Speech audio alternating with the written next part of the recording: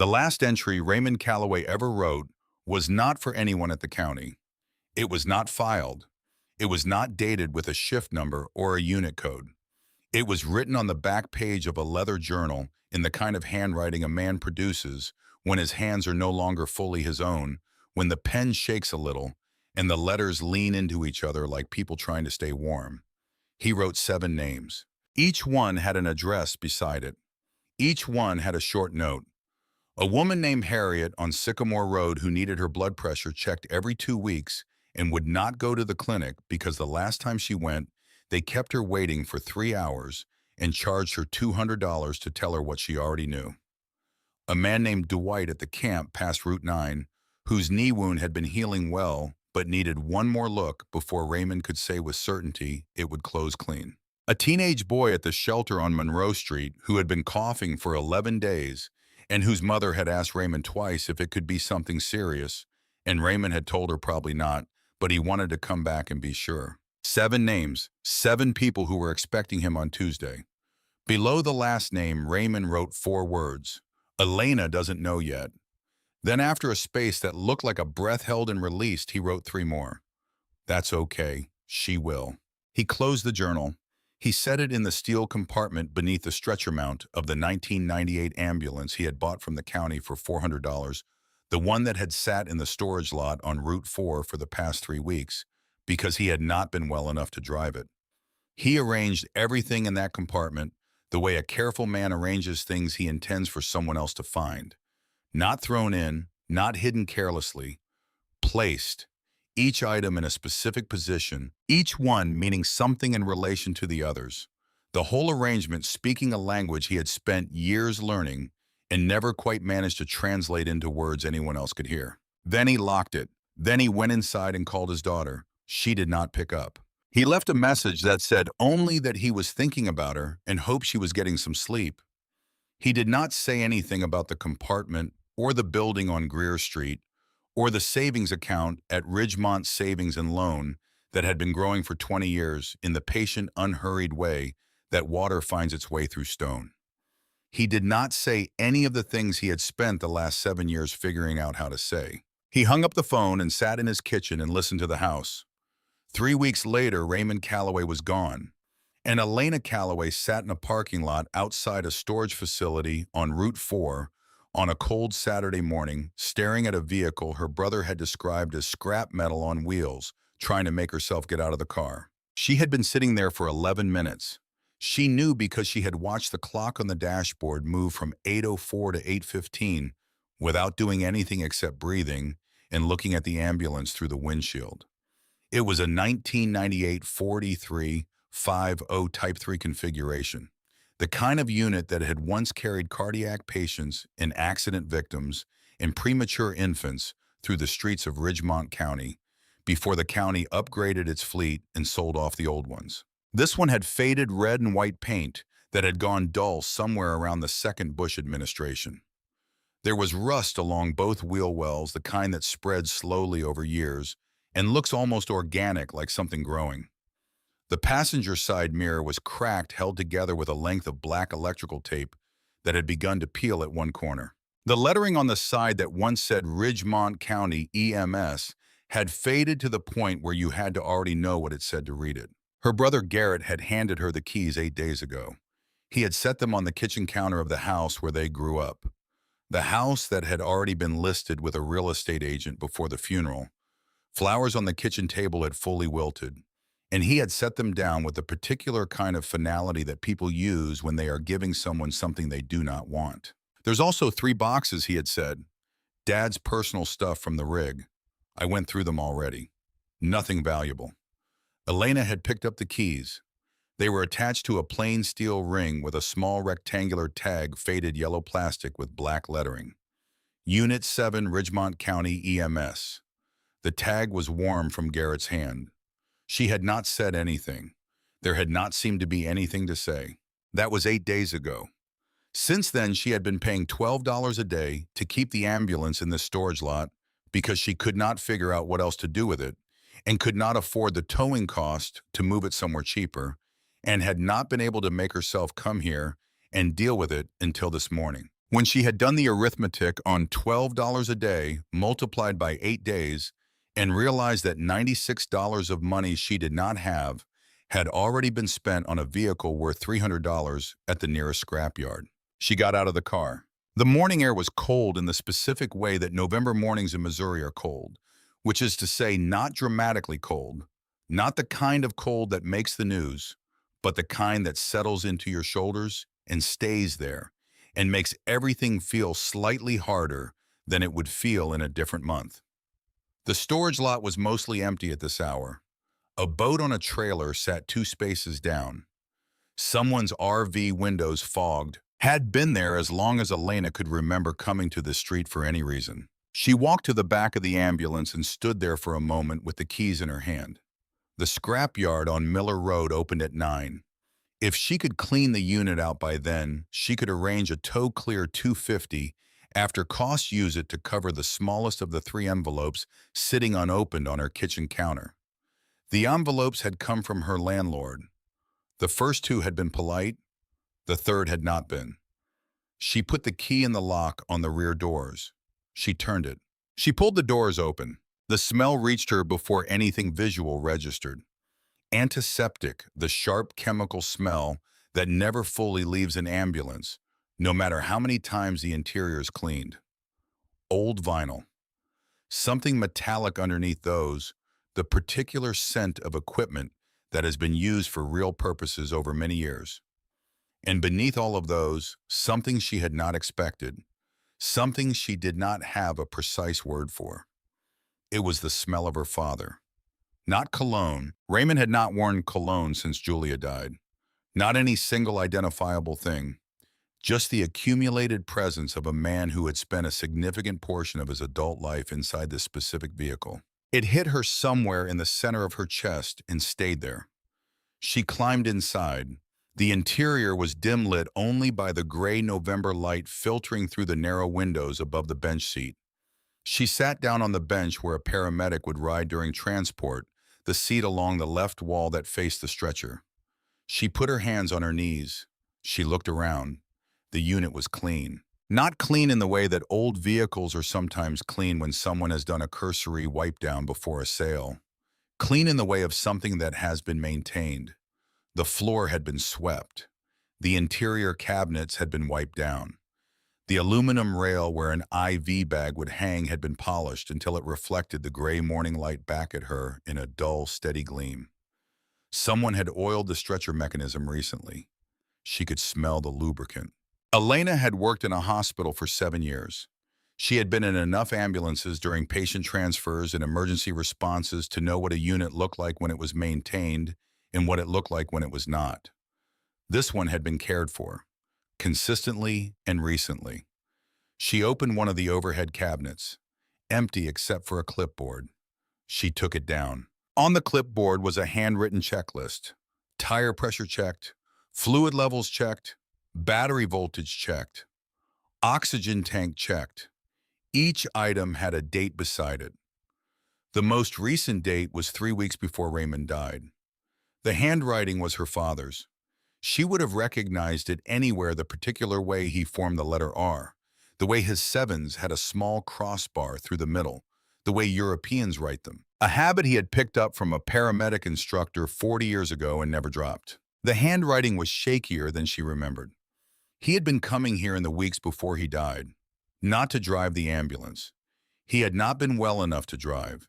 He had been coming here to check on it, to sit in the back the way she was sitting now and run through the maintenance checklist in a hand that was no longer quite steady and make sure everything was in order for whoever came after him. Elena set the clipboard down on the bench beside her. She sat with that for a moment. Then she moved to the stretcher platform. In a standard Type 3 unit, the stretcher locks into a rail system that runs the length of the floor compartment. 4 anchor points, standard hardware. Nothing complicated.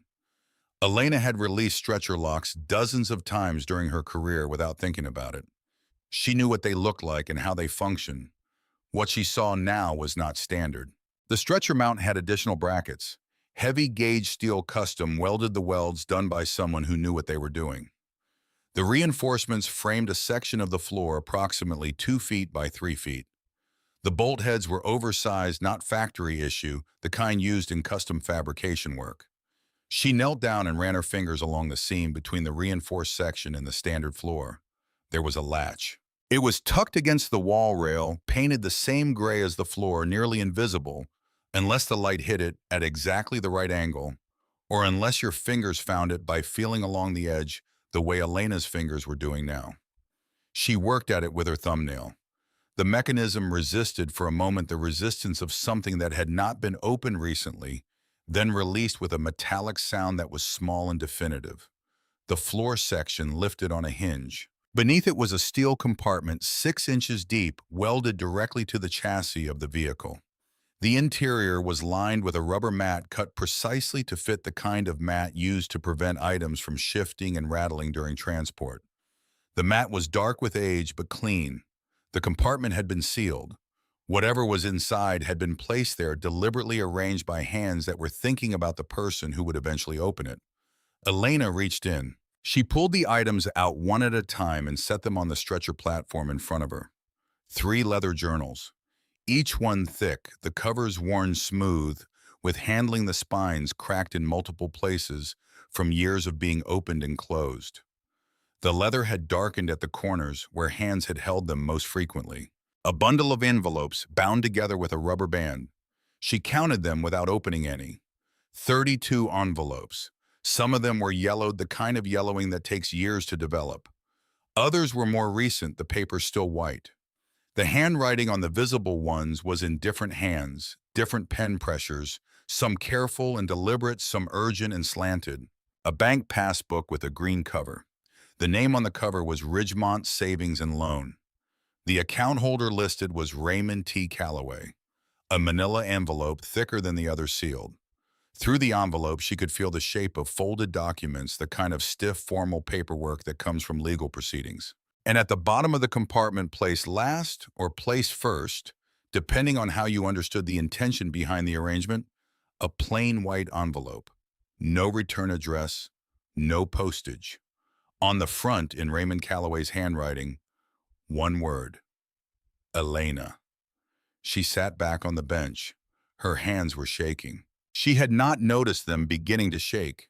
She noticed it now, the way the white envelope trembled slightly between her fingers, the way the flutter of the paper seemed to come from inside her rather than from any movement of the air. Outside the ambulance, a truck pulled into the storage lot. The engine ran for a moment and then cut off. A door opened and closed. Someone's radio played faintly through the metal walls of the unit, a country station, the kind of music Raymond had played on Sunday mornings while he made breakfast. Elena opened the bank passbook first. The account was in Raymond's name alone. The first deposit was $300, dated slightly more than 20 years ago, 2 months after he had purchased the ambulance from the county. After that, the deposits came every month without exception. Sometimes $50, sometimes $100. A few times in what appeared to be good months, $200. Never more than $200. The deposits were steady and small and uninterrupted across 2 decades. The financial record of a man who was building something deliberately with whatever he had left over after the bills were paid. The final entry was dated 11 days before Raymond died. The balance was $43,217.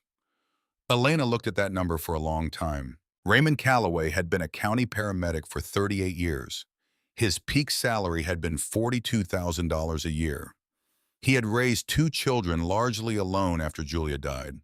He had paid a mortgage on a house in a town where property taxes were not nothing and heating costs in winter were considerable. He had driven a truck he had owned for 12 years because he saw no reason to replace something that still worked. Garrett had told her that their father's estate consisted of the house, a savings account containing $19,000, the truck, and the tools in the garage. Garrett had known about one account. He had not known about this one. This account had existed for 20 years, built in increments small enough that they would never draw attention, small enough that they looked, if anyone ever looked, like the ordinary modest savings of a careful man, which they were. They were exactly that. But they were also something else. They were the financial record of a plan. She opened the manila envelope. Inside was a property deed, a commercial building 614 Greer Street, Ridgemont, Missouri. The purchase price was listed as $28,000 paid in cash 9 years ago.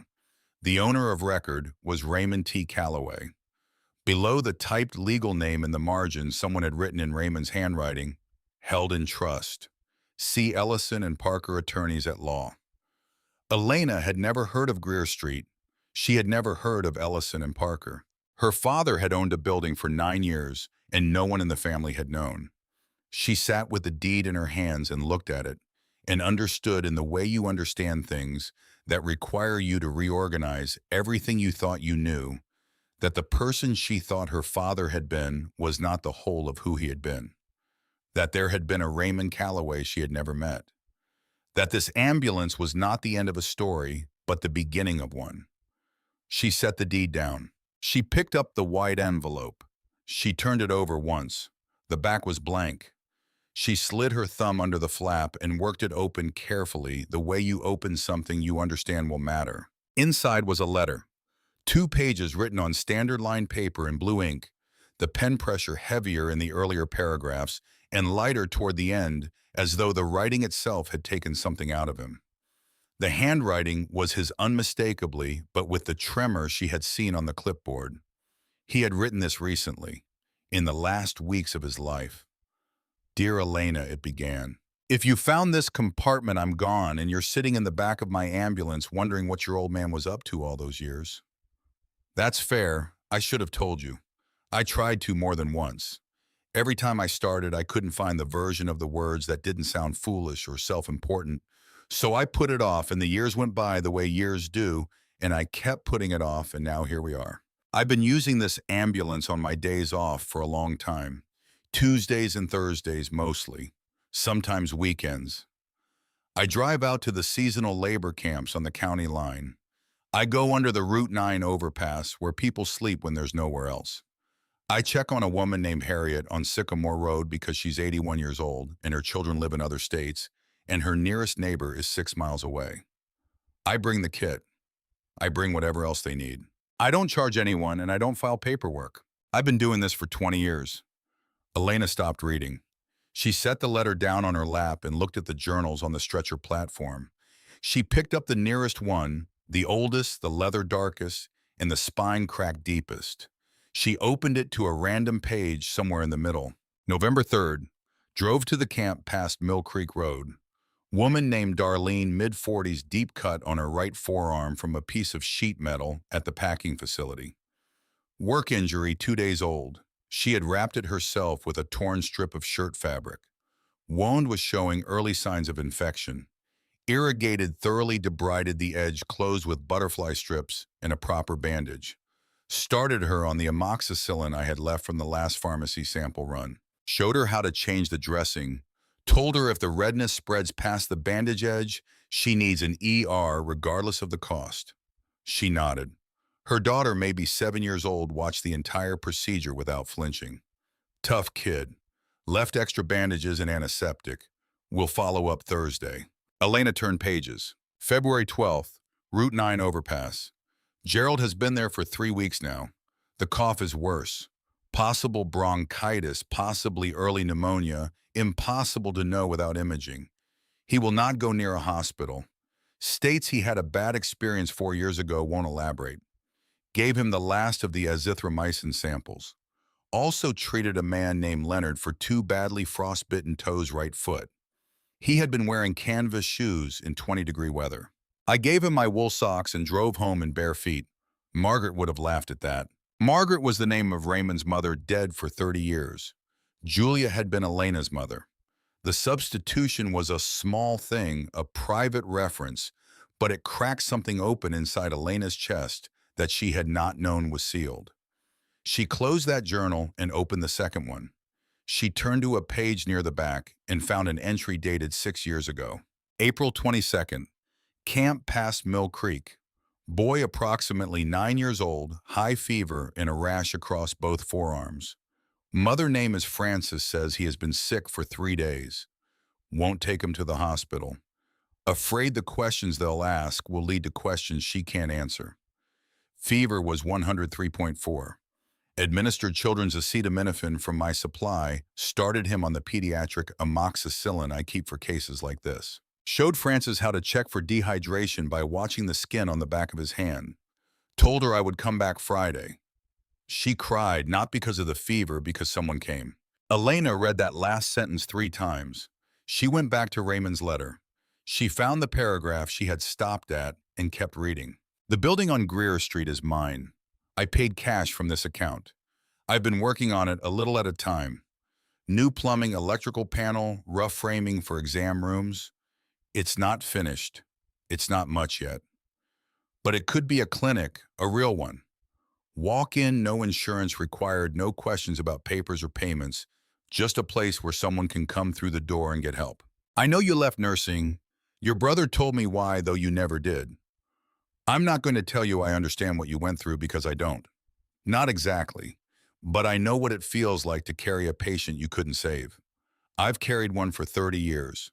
A woman named Grace, 41 years old, cardiac arrest on a highway shoulder, got there in time but not quite fast enough. I think about her every year on the date. The weight doesn't go away. I'm not going to lie to you about that, but it doesn't have to stop you.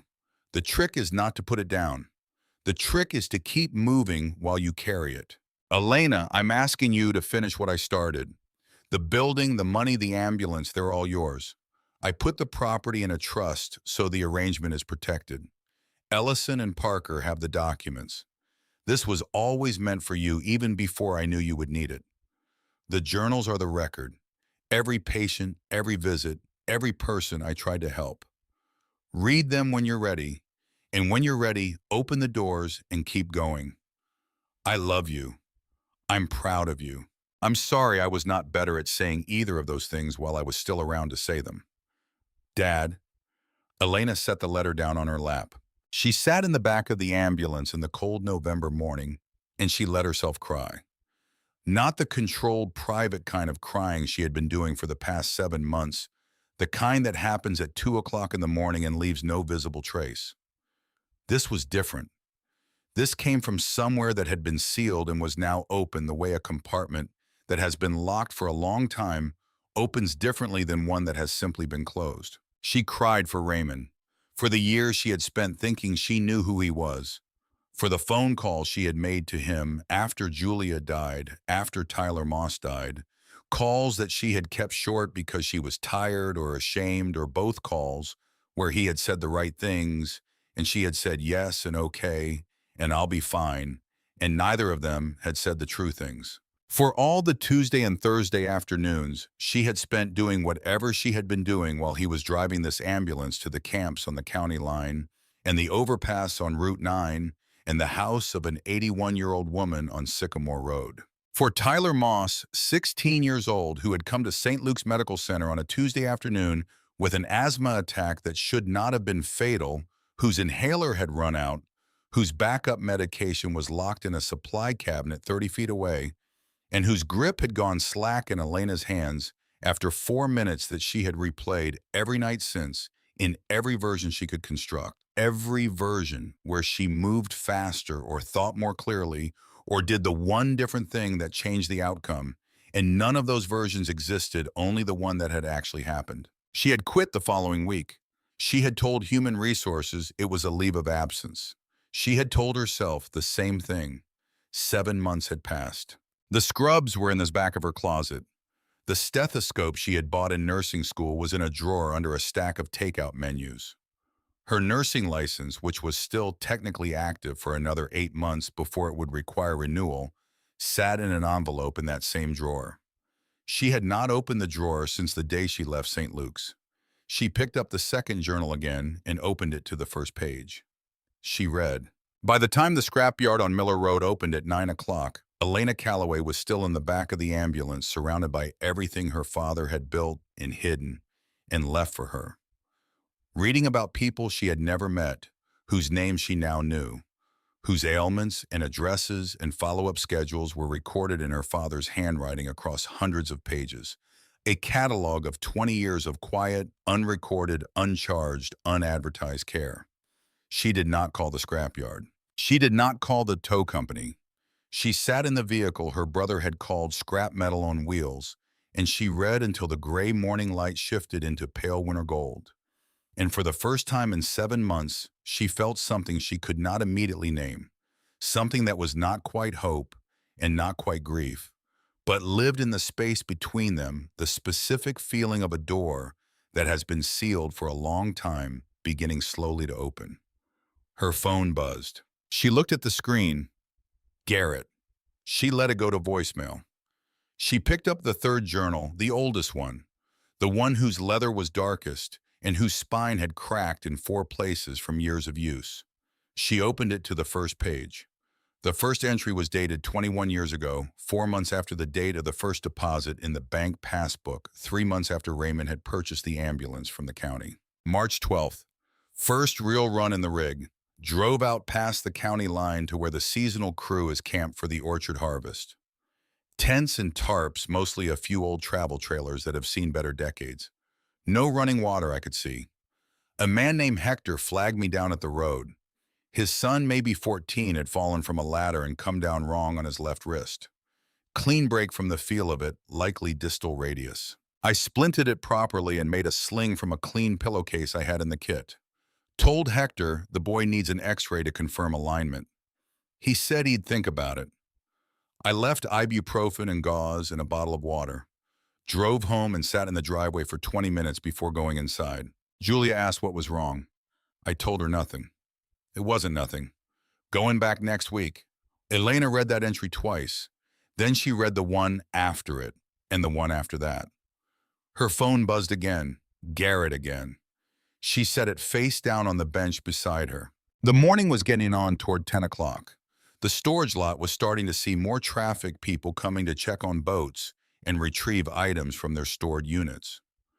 The radio from the truck that had parked nearby was still playing softer now, or maybe she had simply stopped hearing it as something separate from the morning. Inside the ambulance, the only sounds were the occasional distant traffic from Route 4 and the turning of pages. On page 47 of the third journal, Elena found an entry from 22 years ago that stopped her entirely. September 8th, the orchard camp again.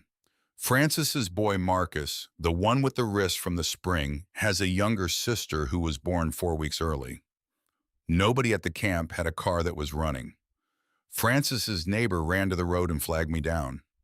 I was already on my way back from Harriet's place. The baby came on the floor of the rig, which is not how I would have chosen it, but is how it was. 7 minutes from when I pulled over to when she arrived. I have delivered 11 babies in my career, but the first few minutes are always the same, that window where everything is possible and nothing is certain. She was small. She was breathing. I kept her warm, and I kept Francis calm, and I drove them to Ridgemont General at speeds I will not record in this log. The doctor said her first 20 minutes had been the most important ones. I drove home at 2:00 in the morning, and Julia was waiting up because she knew from my face that something had happened, and she knew better than to ask until I was ready. I sat at the kitchen table and she made coffee, and I told her about Francis and the baby and the 7 minutes. Julia didn't say anything for a while. Then she said, "Go back next week." So I will. Elena closed the journal. She looked at the items spread across the stretcher platform in front of her. 3 journals, 32 letters, a bank passbook, a property deed, a letter with her name on it. She gathered everything carefully, the way you handle things that matter, and put them into a canvas bag she found behind the driver's seat. The bag had her father's initials written on the strap in permanent marker. RC. She had not seen this bag in years. She had not known it was here. She locked the ambulance. She walked to her car and sat in it for a moment with the canvas bag on the passenger seat. Then she took out her phone and searched for 614 Greer Street, Ridgemont, Missouri. The map placed it on the east side of town, past the tire shop on Washington, past the dollar store, past the laundromat that had been there since before Elena was born. A stretch of low commercial buildings she had driven past 100 times without stopping, without looking, without ever wondering what was in them. She started the car. She drove east. The street was quiet for a Saturday morning. She found the address, 3 buildings from the corner, a narrow brick building with plywood over the windows, and a faded for lease sign still taped inside the glass of the front door. The door itself was newer than everything around it, solid wood with a commercial-grade deadbolt that did not belong to the building's original architecture. To the right of the building was a small concrete lot cracked in 3 places but recently swept. There were no weeds coming through the cracks. Someone had been sweeping this lot. Elena parked and looked at the building through the windshield for a long moment. Her father had owned this building for 9 years. She had lived 30 minutes away for all 9 of those years. She got out. She walked to the front door. She took the key from the manila envelope, the one Raymond had included with the property deed, and she tried it in the deadbolt. It turned smoothly. The door opened. She stepped inside. The interior was dim, one fluorescent tube working one dark. The floor was concrete swept. The walls were exposed brick. A rough reception counter ran along the left wall built from plywood and 2x4s level and square. Behind the counter, the open space divided into 2 smaller areas separated by a half-finished partition wall. Framing was up drywall on one side, exposed studs on the other. Capped pipes came through the back wall where a sink was clearly intended. The electrical panel was on the far wall, new 60-amp service, the breakers labeled in Raymond's handwriting. In the corner was a storage closet with a padlock. Elena tried the remaining keys from the envelope. The third key fit. She opened the closet door. The upper shelf held a folder of printed documents. Building codes for medical facilities in Missouri. County permit applications blank but organized. A handwritten checklist in Raymond's script. Exam room, 80 square feet minimum. Waiting area, 6 chairs, accessible entrance with 36-inch clearance. Hands-free faucet at the sink. ADA-compliant bathroom in the rear corner. Below the documents on the lower shelf were medical supplies. A blood pressure cuff in its original packaging. A box of exam gloves, large the size Raymond had used. Rolls of gauze and surgical tape. A stethoscope in a hard plastic case, mid-grade, the kind you would choose for a general practice clinic, not for a hospital, but for a place where people would come with ordinary ailments and ordinary fears and ordinary needs. Elena took the stethoscope case off the shelf and held it. She did not open it. She stood in the storage closet of the building her father had been building for 9 years on a street she had driven past 100 times without stopping, and she held the sealed case in both hands and felt the full weight of what she was looking at. "Hey!" The voice came from behind her, from outside through the open front door. She turned. A man was standing in the doorway, mid-60s, heavy-set, wearing a dark green work shirt with a name stitched over the left pocket. He was wiping his hands on a shop rag and looking at Elena with an expression that mixed recognition with something more careful. The expression of a person who is not sure how much he is supposed to say. She had not heard him cross the street. She had not heard the door of the shop across the road open or close. He looked at Elena. He looked at the building behind her. "You're Ray's daughter," he said. "Elena." She said yes. His name was Walt Mercer. He owned the repair shop across the street. He stuffed the rag in his back pocket and took a few steps toward her. And when he stopped, there was something in his posture that was not quite grief, but was adjacent to it, the posture of a man who has been carrying something and is not yet sure whether to put it down. "Your father saved my life," he said. 12 years ago, construction on the overpass outside town. July, 102 degrees. I went down in the dirt, and my heart stopped. Your dad was driving past in that ambulance on his way out to the camps. He saw 2 guys from my crew waving from the road, and he pulled over. He worked on me for 11 minutes until the county unit arrived. He kept my heart going with his hands. He was never on shift," Elena said. Walt shook his head. "No, he was on his way to check on somebody. He just stopped. I would not be standing here if he had not stopped." They stood in the doorway of the building Raymond had been building for 9 years, and Elena looked at the man her father had pulled back from a stopped heart on a July afternoon, and she understood something she had been understanding in pieces all morning, something that was assembling itself slowly from the journals and the letters and the passbook and the deed and the compartment under the stretcher mount. Raymond Calloway had not been keeping secrets. He had been building something, And he had been building it for her specifically with the specific knowledge of who she was and what she would need long before she knew she would need it, long before either of them could have named the shape of the hole that Tyler Moss's death would leave in her. Elena's phone rang. She looked at the screen. Garrett. She answered it this time. There's a piece of mail forwarded from Dad's address, Garrett said without preamble. Property tax notice. Commercial property on the east side of town. You know anything about that? She looked at the building around her, at the cap pipes and the labeled breaker panel, and the stethoscope case still in her left hand. It's Dad's, she said. That's exactly my point, Garrett said. It's part of the estate. It should have been included in the valuation. You already divided the estate. I divided what we knew about. If Dad was hiding assets, that changes things.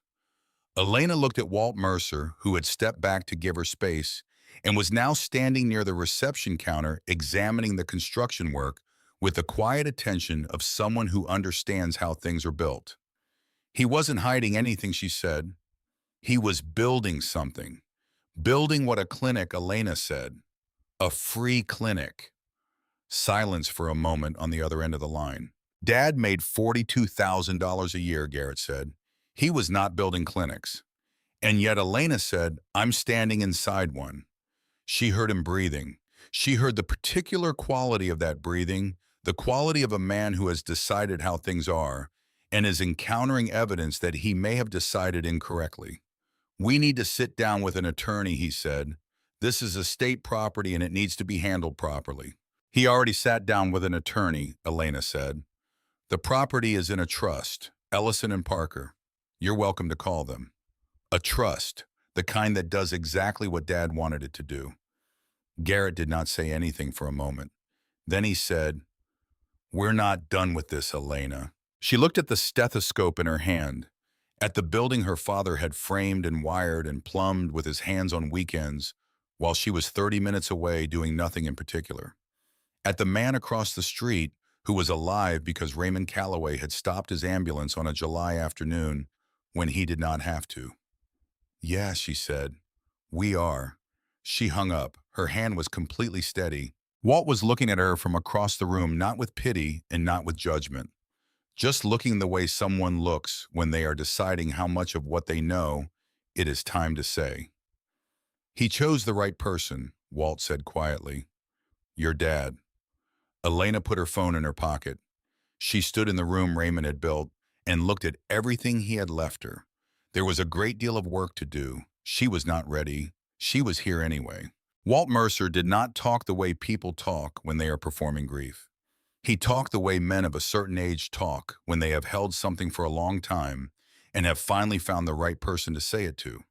He stood near the reception counter Raymond had built from plywood and 2x4s, and he spoke about Raymond Calloway the way you speak about someone whose absence has changed the specific texture of your days. After the overpass, Walt said your dad started coming by the shop.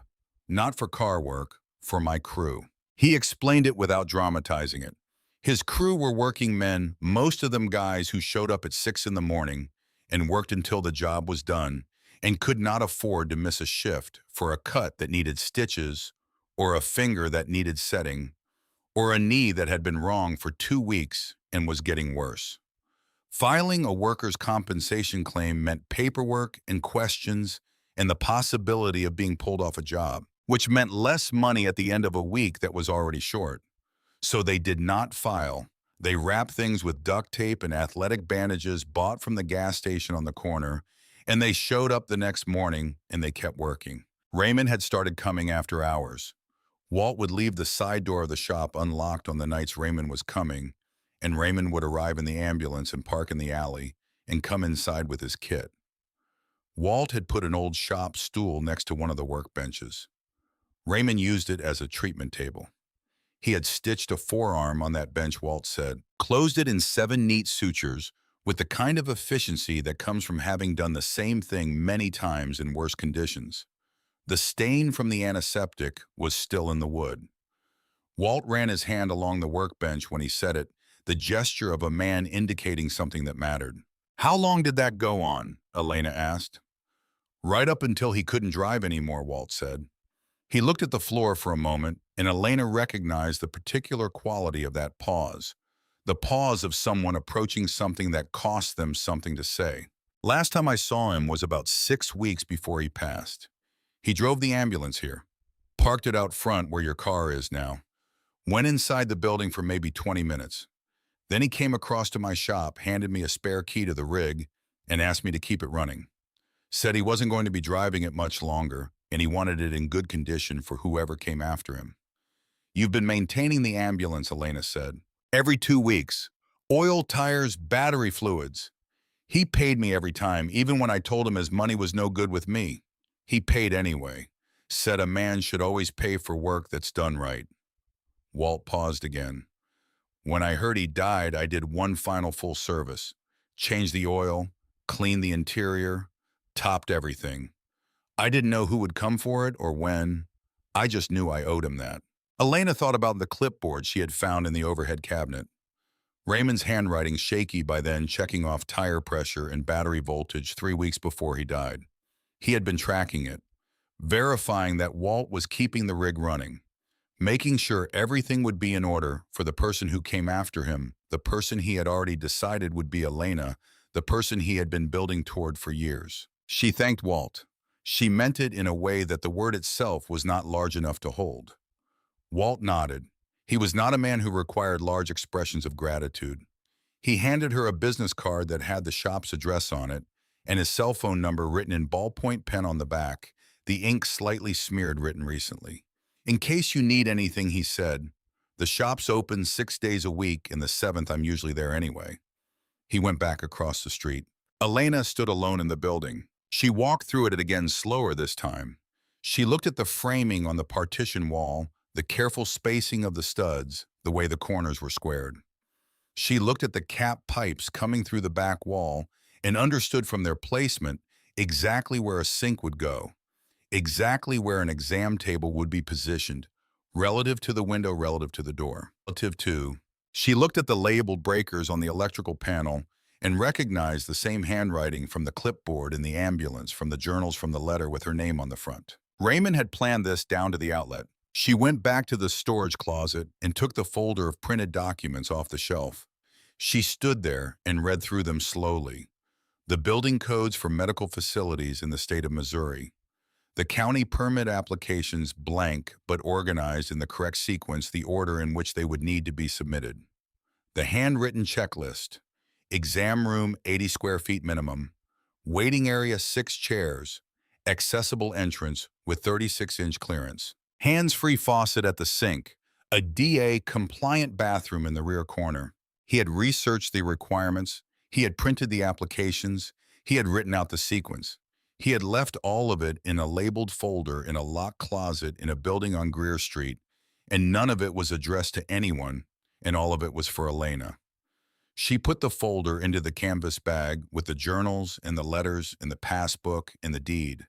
She locked the building. She drove north toward the church on Cedar Street because Walt had mentioned it before she left the food pantry where Raymond had spent every Tuesday and Thursday for 20 years, because the letter had referenced it too, and because Elena was beginning to understand that the picture of her father she was assembling required more than what she could find alone.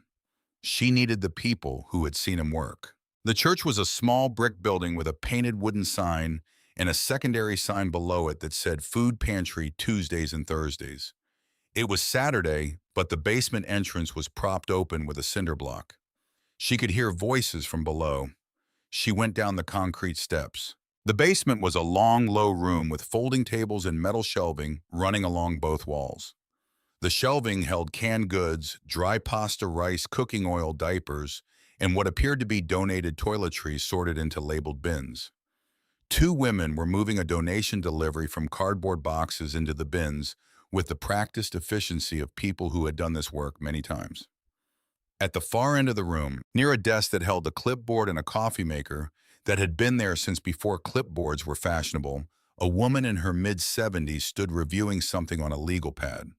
Silver hair pulled back firmly. Reading glasses on a beaded chain around her neck. Posture that suggested she had been running this room for longer than Elena had been alive and had no intention of stopping. Elena walked to the desk. "Are you Adeline Marsh?" she said. The woman looked up over her glasses. The look was precise and unhurried, the look of someone who has learned to read people quickly and accurately. "Depends who's asking," she said. "I'm Elena Calloway, Raymond's daughter."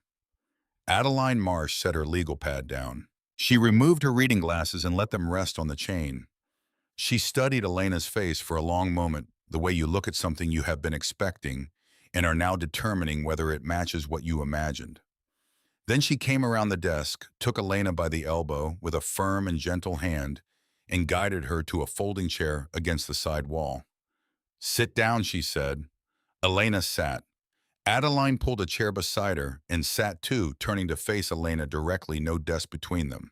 "I've been wondering when one of you would show up," she said. "You knew," Elena said, "about the ambulance, about what he was doing."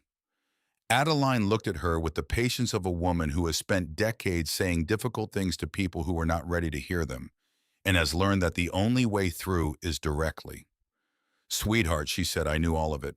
Raymond had come to this pantry," Adeline explained, "for the first time 20 years ago.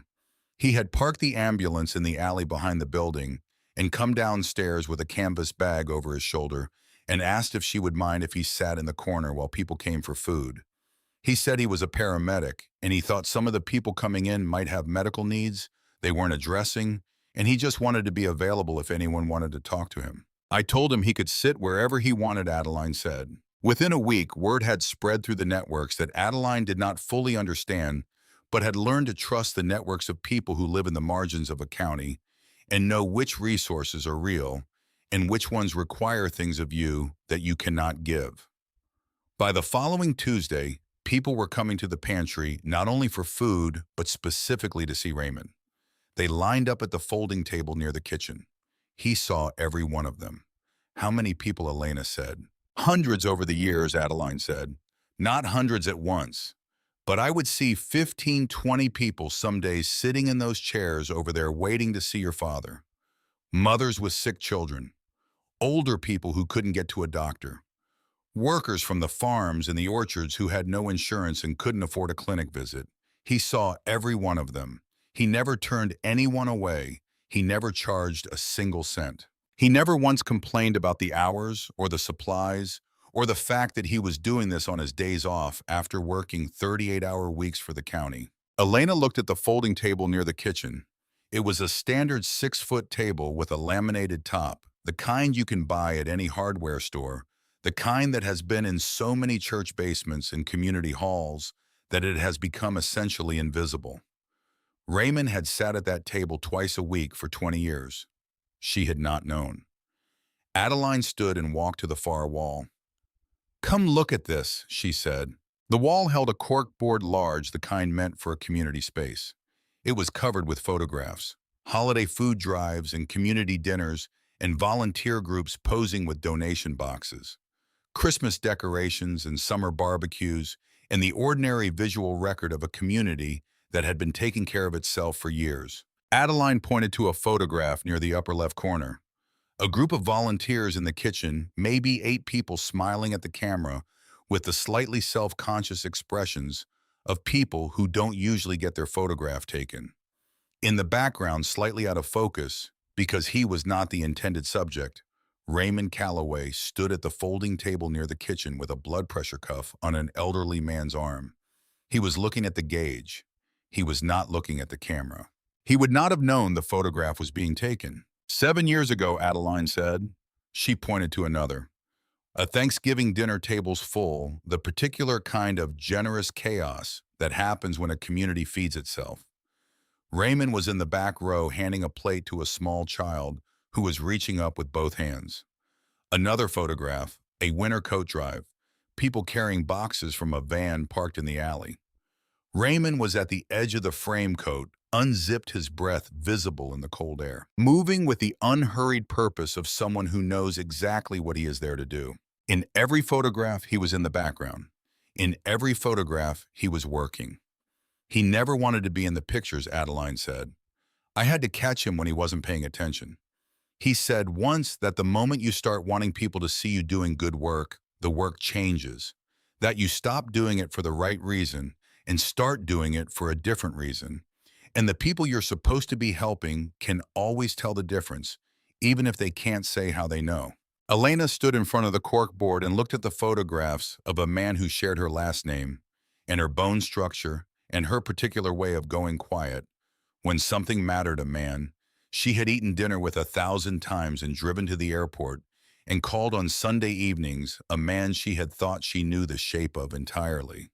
He talked about you, Adeline said from behind her. Elena turned. Not often, Adeline said. Your father was not a man who talked at length about personal things.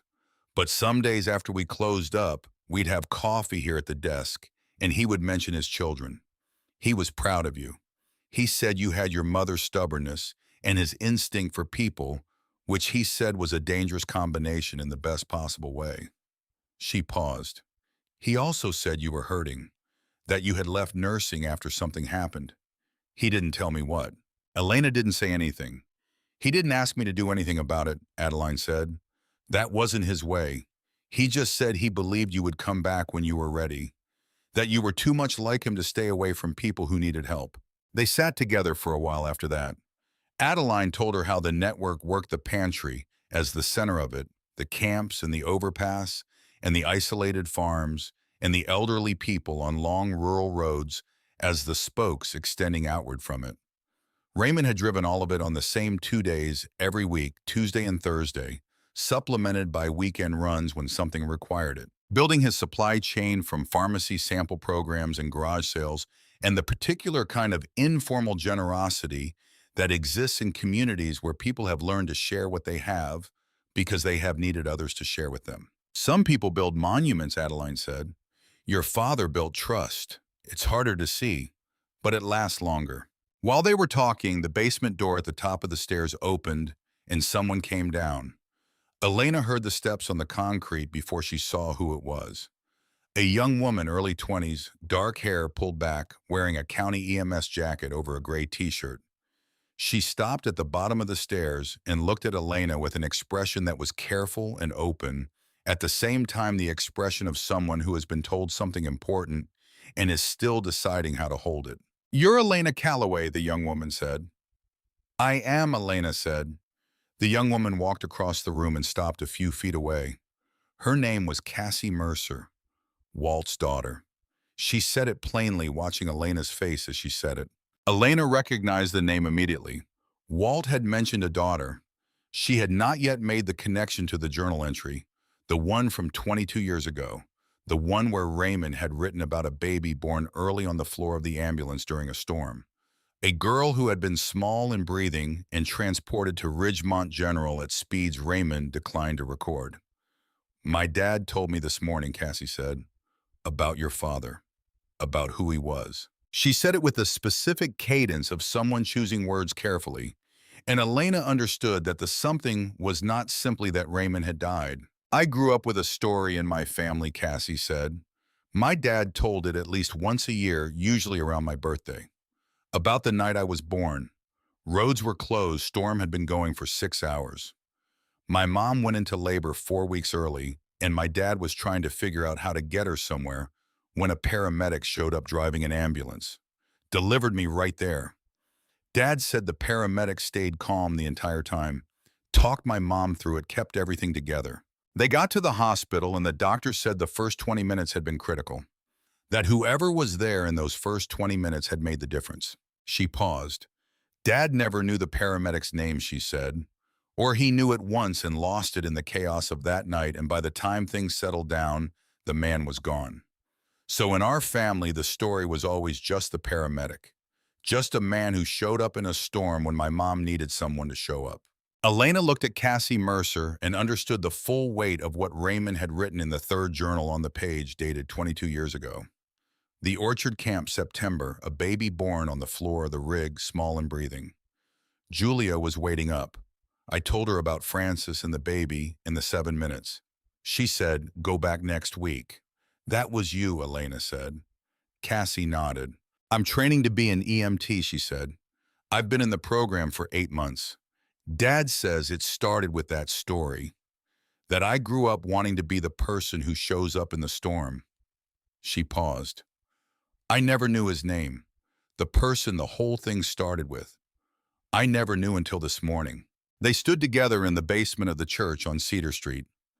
Elena and the young woman whose first 20 minutes had been shaped by Raymond Calloway, and the weight of the coincidence settled over the room with the particular gravity of things that are not actually coincidences, that are instead the logical outcomes of a man who spent 20 years showing up for people and leaving his fingerprints on their futures in ways none of them could fully track. Cassie asked if she could help with the clinic.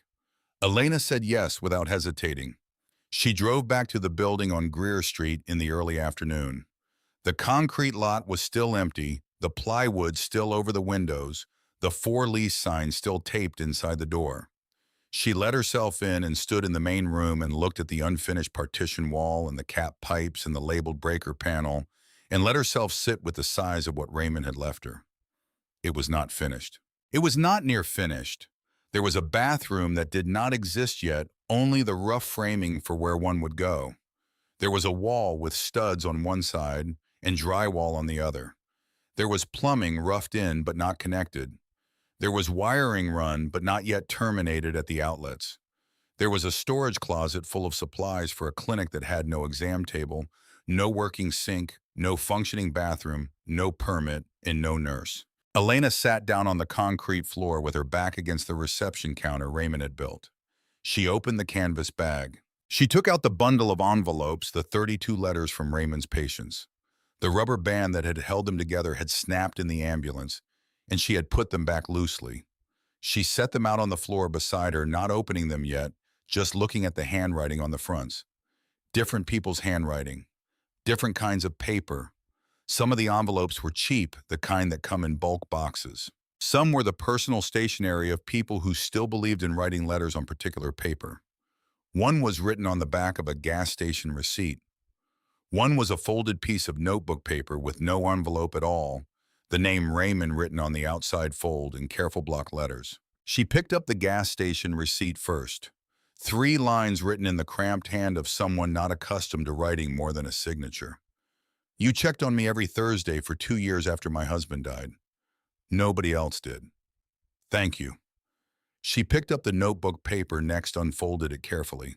Mr. Calloway, you probably don't remember me, but 3 winters ago, you drove me to the VA hospital at 3 in the morning after I called the crisis line and nobody came.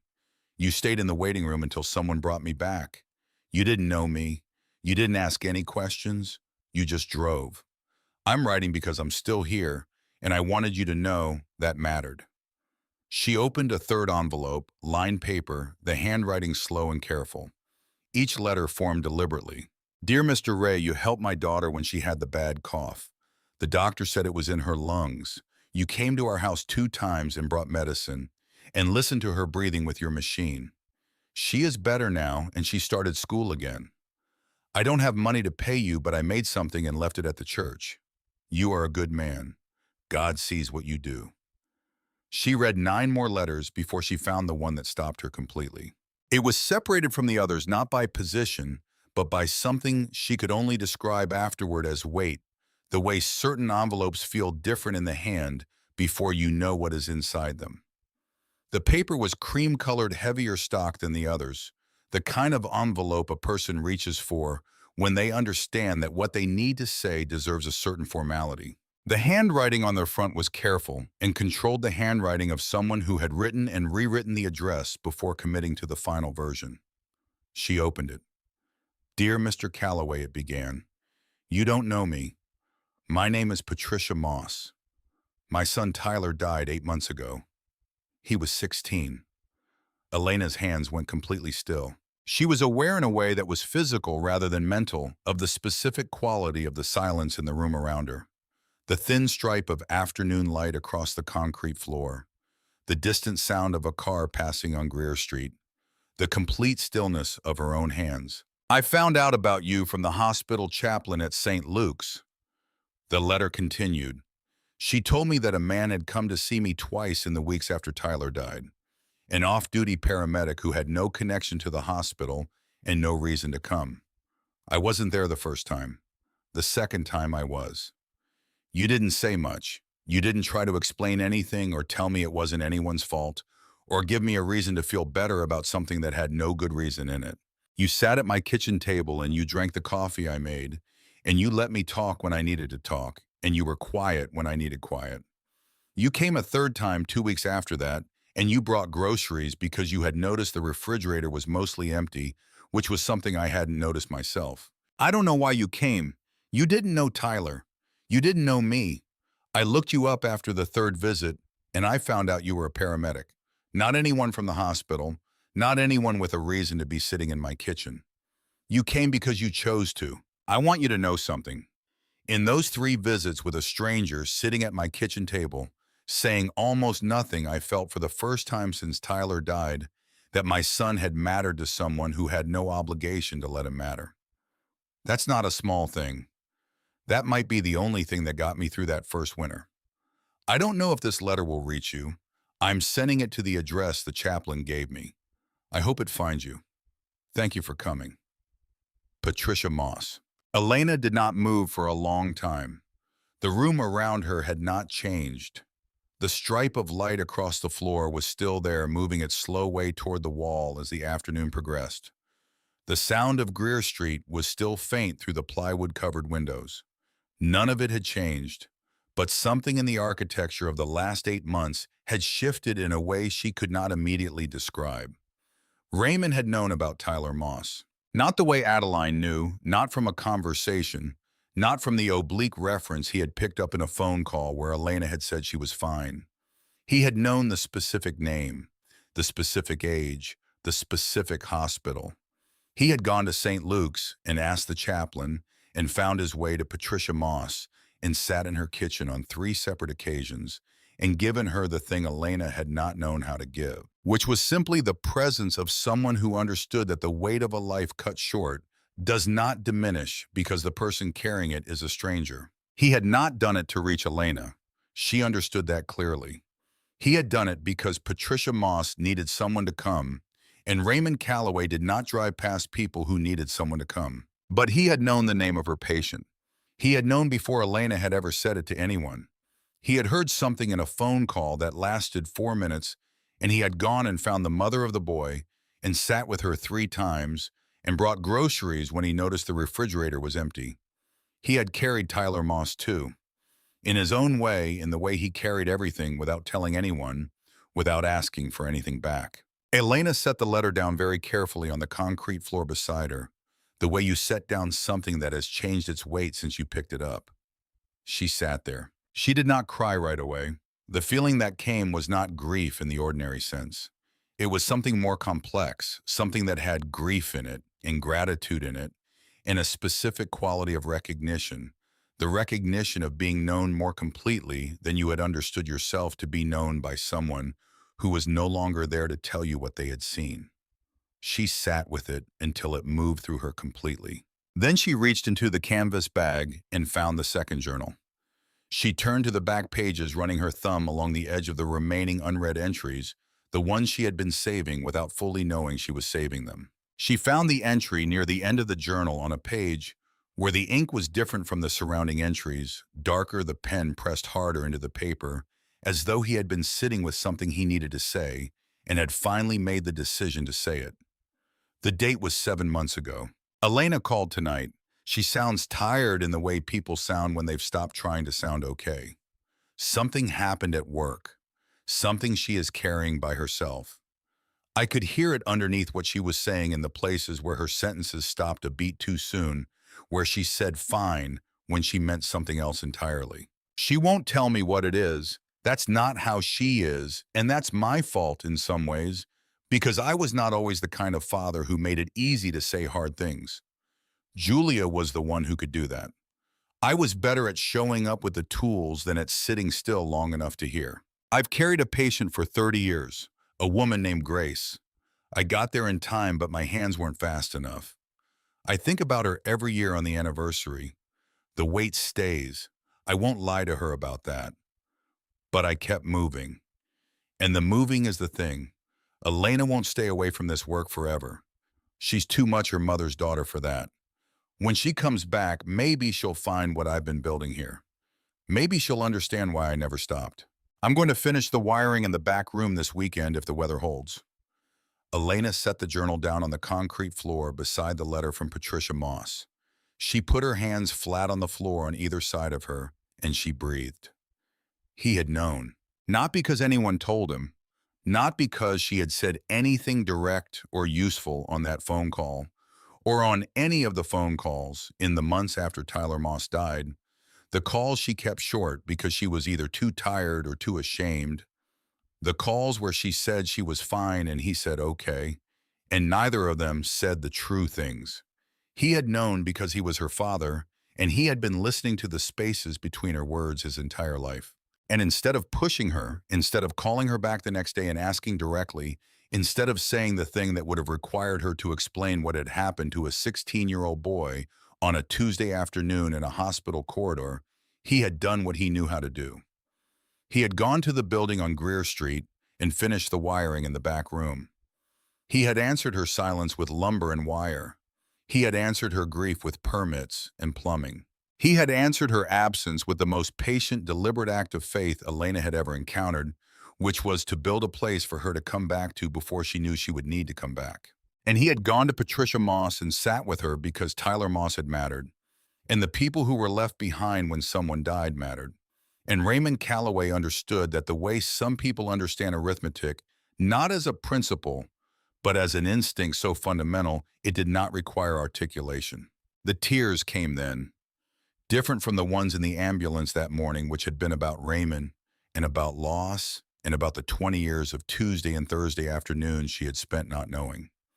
These were about Tyler Moss, about the 4 minutes she had been replaying every night since it happened, about the decision to call it a leave of absence when she had always known what it actually was, about the stethoscope in the drawer under the takeout menus and the scrubs in the back of the closet and the nursing license that would expire in 8 months if she didn't renew it, about the phone call 7 months ago when Raymond had heard her sentence stop a beat too soon and had gone to Greer Street the following weekend to finish the wiring, about Patricia Moss sitting alone in a kitchen with an empty refrigerator and Raymond driving over with groceries because he had noticed and she had not.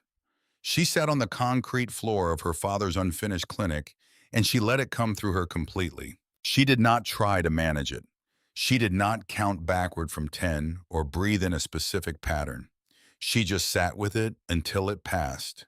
And then she sat with the quiet that came after it, which was not empty quiet, but the kind that has something in it, the kind that comes after something has been released that has been held too long. After a while, she heard a car pull into the lot. She heard a door open and close, then another door, then the sound of footsteps on the concrete outside 2 sets, and a third voice, a man's voice speaking to someone in a tone that was businesslike and efficient. The front door opened. Garrett came in first. He was wearing a jacket and khakis, no tie, his version of casual for a Saturday. Behind him came his wife Diane in a gray wool coat holding her phone. Behind them both, a man Elena didn't know in his 50s, carrying a clipboard and a tape measure, looking at the ceiling and the walls with the professional detachment of someone who has been paid to assess and is assessing. "What is this?" Elena said. She had not moved from the floor. She stood now, slowly brushing concrete dust from the back of her jeans. Garrett looked at her and then at the room. "I brought an appraiser. We need to establish what this property is worth before we can discuss options." "There are no options," Elena said. "There's nothing to discuss." "There is, when Dad's estate includes an asset that was never disclosed," Garrett said. He looked past her through the open door to the storage closet, then back at Elena. His expression was the one she recognized from childhood, the expression he wore when he had decided how something was going to go and was prepared to wait out any objection. Diane stayed near the door. She was looking at the room with the particular expression of someone calculating the distance between what something is worth and what it would cost to make it worth more. She had not greeted Elena. She had not acknowledged the building in any way except as a space to be evaluated. "I'm not trying to fight with you," Garrett said, "but I want you to look at this from my perspective. Dad had a secret bank account, a secret building. He was living some kind of double life none of us knew about. And now it turns out Everything, every dollar, every square foot goes to you. His son gets the house, which barely covered the mortgage costs once everything was settled. You get the real inheritance. Tell me how that's fair." Elena looked at him. She had spent the last 7 months being unable to locate the voice she used to have in the hospital. The voice that came from a place below the exhaustion and the guilt. The voice that could hold a room still and direct people and make decisions that needed to be made without apology. She had thought that voice was gone. She had thought Tyler Moss had taken it with him. She found it now. "You took the house in 4 days," she said. "You had a real estate agent walking through the rooms before the flowers on the kitchen table were dead. You kept the savings account. You kept the truck. You sold Dad's tools to a pawn shop before I knew they were gone." She paused. "Then you handed me the keys to an ambulance you called scrap metal and 3 boxes of his things and told me there was nothing valuable in them." She held his gaze without effort. "You don't get to call something scraps after you've already taken everything worth keeping." Garrett's jaw tightened. The appraiser was looking at the floor. Diane was looking at her phone. "I've already been in contact with an attorney," Garrett said. "I want the trust reviewed." If Dad was making these kinds of financial decisions without telling his family, there are grounds to challenge his capacity when the trust was established. "He was building a free clinic," Elena said. "Building what?" "A clinic. With his own money. For people who had nowhere else to go." Garrett looked at her as though she had said something in a language he did not speak. Elena looked at him and saw beneath the certainty he wore like armor something she had not expected to see. A crack. Not anger, not calculation, but something that had been there since before this morning. Something that had been there since the phone call 3 months ago. That she did not yet know about, something that lived in the way he was holding himself too carefully, too still. She did not know yet what it was, but she saw it. "This isn't over," Garrett said. "He was my father too," he said, and his voice shifted slightly on the word. Father shifted in a direction he had not intended, and he stopped. "He left me what he thought I needed," Elena said. "He left you what he thought you wanted. Those are different gifts." He knew the difference. Garrett looked at her for a moment longer. Then he turned and walked to the door. Diane went first. The appraiser followed, tape measure still clipped to his belt, unused. They got into the silver SUV in the lot and pulled out onto Greer Street and turned south. Elena stood in the doorway and watched them go. When the car was gone, she stood in the quiet of the building for a long moment. Then she got out her phone and searched for the number for Ellison and Parker, attorneys at law. A woman answered on the second ring. Professional calm, the voice of someone accustomed to fielding calls that required careful handling. Elena identified herself, explained what she had found that morning, the compartment, the journals, the deed, the passbook. Explained that Garrett was contacting an attorney about challenging the trust. There was a brief pause on the other end. "Miss Calloway," the attorney said, "your father established an irrevocable trust 7 years ago. You are the sole trustee. The property is designated specifically for community health services. The trust cannot be dissolved, sold, or redirected without trustee consent, and the terms were drafted specifically to withstand exactly the kind of challenge your brother is considering." He actually mentioned the possibility explicitly when he established the document. "He planned for this," Elena said. "Your father came to our office once a year for 7 years to review and update the terms," the attorney said.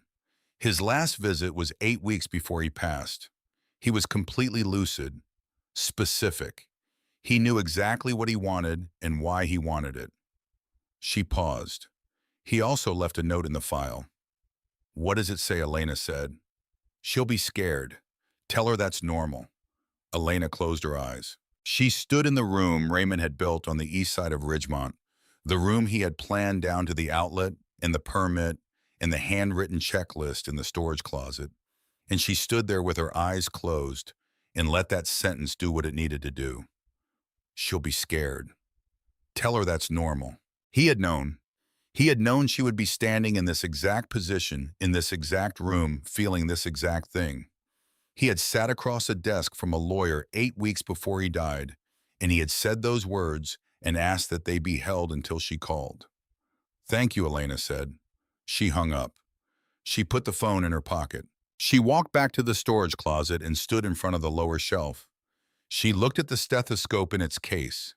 She had been looking at it and not opening it all day, picking it up and setting it down, holding it and putting it back. She picked it up again. This time she opened the case. The stethoscope was mid-grade, a Littman classic. The navy blue tubing slightly faded from storage, but otherwise in good condition. The kind of instrument you would choose for a general practice clinic, not for a hospital, not for specialized care, but for the work of listening to ordinary people's hearts in an ordinary room that anyone could walk into off the street without an appointment or an insurance card or an explanation of why they had waited so long to come. She took it out of the case. She put the earpieces in and held the chest piece in her right hand, feeling the familiar weight of it, the specific density of the disc in her palm. She had carried a stethoscope every day for 7 years. She had known the weight of one so completely that not carrying it had been a kind of absence, the way you know the absence of a ring you've worn for years by the lightness on your finger. She stood in the storage closet of her father's unfinished clinic and held the stethoscope and was terrified. She stayed anyway. The letter from Garrett's attorney arrived on a Thursday morning, slipped through the mail slot of Elena's apartment on Birch Street, along with the electric bill and a catalog she had never subscribed to. She read it standing in the hallway with her coat still on, having just come back from Greer Street, where she had spent 3 hours pulling drywall scraps out of the back room and stacking them in the dumpster Walt had arranged. The letter was 3 pages. It used words like diminished capacity and undisclosed assets and pattern of concealment. It cited Raymond's secretive financial behavior over a period of decades as evidence consistent with cognitive decline at the time the trust was established. It requested a formal review of the trust documents and a full accounting of the estate assets, including the property at 614 Greer Street and all associated accounts. Elena read it twice. Then she folded it, put it on the kitchen counter next to the coffee maker, and called the attorney at Ellison and Parker. The hearing was scheduled for a Tuesday afternoon at the Ridgemont County Courthouse 3 weeks away. Not a trial. A formal review requested by Garrett's attorney before a judge who would determine whether the trust warranted further examination. The Ellison and Parker attorney, whose name was Carol Voss, and who spoke with the particular calm of someone who has won similar arguments before and intends to win this one, told Elena what she would need. Medical records. Documentation of Raymond's capacity in the years surrounding the trust's establishment. Evidence of consistent, organized behavior up to the time of his death. Elena spent the following 2 weeks building a case for her father's mind. Walt provided his maintenance records. Every service visit to the ambulance documented in a carbon copy receipt book dated and signed by Raymond. Each receipt included a note in Raymond's handwriting about the next planned route, the next camp, the next patient requiring follow-up. The handwriting across 12 years of receipts was consistent and clear. The notes were specific. Names, addresses, medical details precise enough to constitute a clinical record. Walt had kept every receipt in a shoebox in the back office of the shop. He brought the entire box to Elena without being asked twice. Adeline contributed the food pantry sign-in sheets. Raymond's name appeared on the Tuesday and Thursday sheets without interruption across 19 years, a record of attendance so consistent that it constituted its own kind of proof. The proof of a man who showed up, who kept showing up, who built the habit of showing up into something so fundamental to his life that it looked from the outside like simply who he was. Carol Voss submitted Raymond's medical records directly. Annual physicals, blood work, the cognitive assessments that Raymond had begun requesting voluntarily 6 years ago before anyone had suggested he needed them, because he was a paramedic who understood what early cognitive decline looked like and wanted documented evidence that he did not have it. The most recent assessment, conducted 10 weeks before he died, described him as alert-oriented to person, place, and time, with no observable deficits in memory, judgment, or executive function. He had known Garrett might do this. He had gone to his doctor and asked to be tested and had built a medical record that said clearly in the language that courts required this man knew exactly what he was doing. In the evenings after the days at Greer Street, Elena read the journals. She had finished all three. She went back to the beginning of the first one and read it again slower this time, paying attention to the details she had moved past too quickly in the ambulance on that first Saturday morning. She found names she now recognized, people she had met at the pantry, people Adeline had mentioned. People whose letters were now in a box at the building on Greer Street, waiting to be answered or visited or simply acknowledged.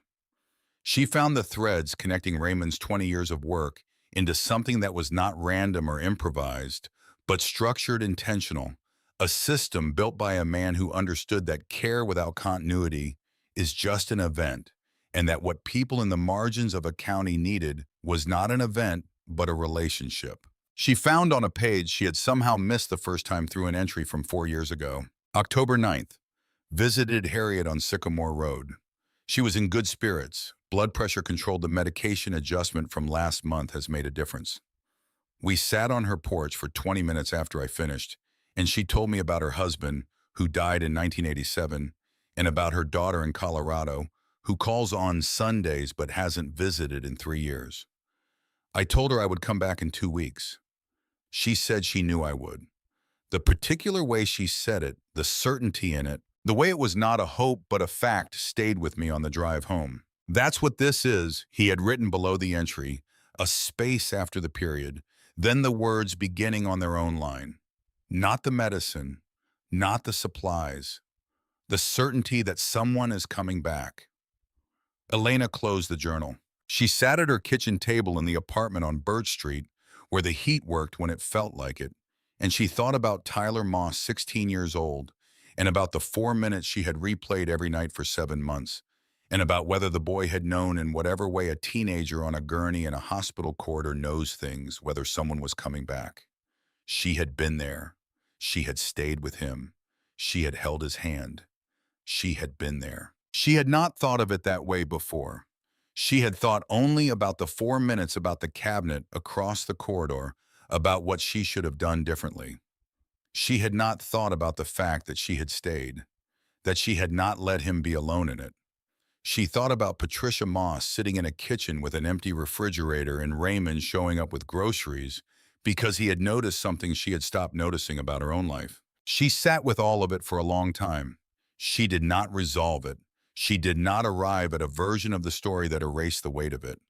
But she sat with it without flinching away, which was different from what she had been doing for 7 months, and the difference was not nothing. The Tuesday of the hearing was clear and cold, the kind of November morning in Missouri that has no weather in the dramatic sense, but simply is itself steady and gray and indifferent to what the people moving through it are carrying. Elena drove to the courthouse in her mother's old sedan, the canvas bag with the journals and the relevant documents on the passenger seat, and she parked in the lot and sat for a moment before going in. She thought about Raymond sitting at a lawyer's desk 8 weeks before he died, knowing this day was possible, knowing Garrett well enough to know that a property tax notice would arrive eventually, and that Garrett would do exactly what Garrett did, and choosing to build a record strong enough to hold against it.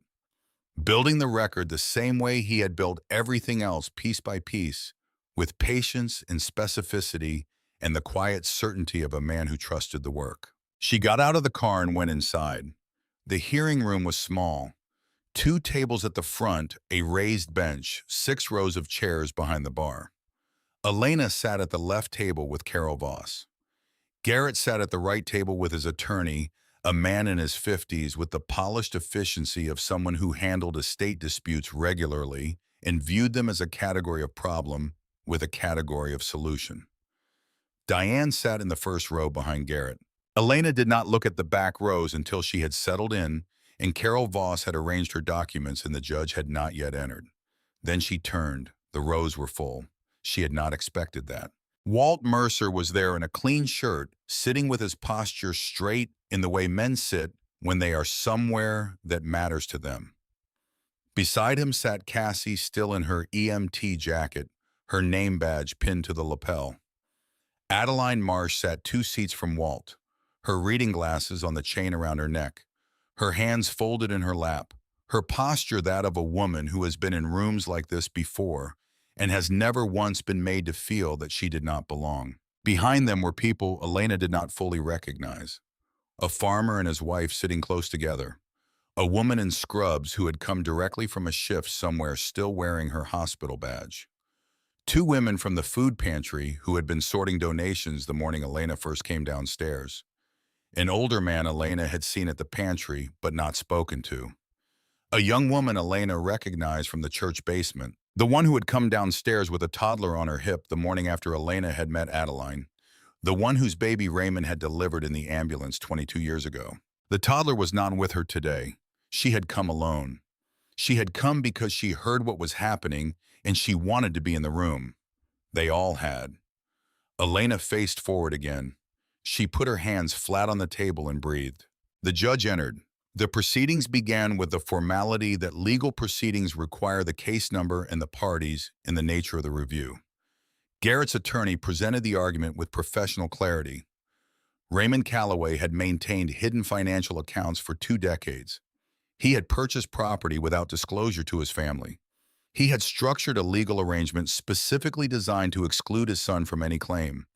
These behaviors, the attorney argued, were inconsistent with the transparent decision-making of a competent individual and raised legitimate questions about Raymond's cognitive state at the time the trust was established. The argument was made well. Elena listened to it without interrupting and without looking at Garrett. Carol Voss responded with the evidence. She presented Raymond's medical records first. 10 years of annual physicals with cognitive assessments, the most recent 10 weeks before his death, all showing normal function. She presented Walt's maintenance receipts, 12 years of them, each one in Raymond's handwriting, specific and dated and consistent. She presented Adeline's sign-in sheets, 19 years of Tuesday and Thursday attendance without a single unexplained gap. She presented the trust documents themselves, showing the 7 annual reviews at Ellison and Parker, each one documented in a meeting summary signed by Raymond and the attending attorney. She then presented one additional item that had not been in the original document package. The judge was informed that Raymond Calloway had left a sealed letter in the files at Ellison and Parker with specific instructions that it be opened and submitted as evidence in the event of a legal challenge to the trust. The judge allowed it. The letter was addressed to Garrett. Carol Voss read it into the record. It was not long. Raymond had written it. The date showed on the same day as his final visit to the attorney's office 8 weeks before he died. The handwriting in the official copy showed the tremor that had been in everything he wrote near the end, but the words were precise. Garrett, he had written, if this letter is being read, it means you did what I expected you might do, and I want you to know I don't blame you for it. I know how this looks from where you're standing. I came to your house 3 months before I wrote this. I sat in your kitchen and I tried to explain about the building on Greer Street, about what I had been doing on Tuesdays and Thursdays, about why I wanted Elena to have it. You got angry. You said it was a waste of money and time on people who weren't our responsibility. You asked me why I hadn't told you and I didn't have a good enough answer. You're right that I should have told you sooner. I'm not going to argue that. But I need you to understand something. I didn't keep this from you because I thought you were wrong about everything. I kept it from you because I knew if I told you, you would try to help in the way you help things, which is to organize them and measure them and make them efficient. And this work can't be made efficient. It only works if it's just a person and a kit bag and the willingness to come back next week. The moment you put a structure around it that's bigger than that, it stops being what it needs to be. I chose Elena for this because she already knows how to do the one thing this work requires, which is to stay with someone through the part that doesn't resolve cleanly. I love you, son. I always have. I'm sorry I didn't find better words for that while I still could. The room was quiet when Carol Voss finished reading. Quiet in the specific way that rooms go quiet when something has been said that everyone in the room needed to hear and no one was prepared for. Elena did not look at Garrett. She looked at the table. The judge indicated that the gallery would be given brief opportunity for statements. He specified they would be personal in nature, not legal arguments, and would be considered as character testimony. Walt went first.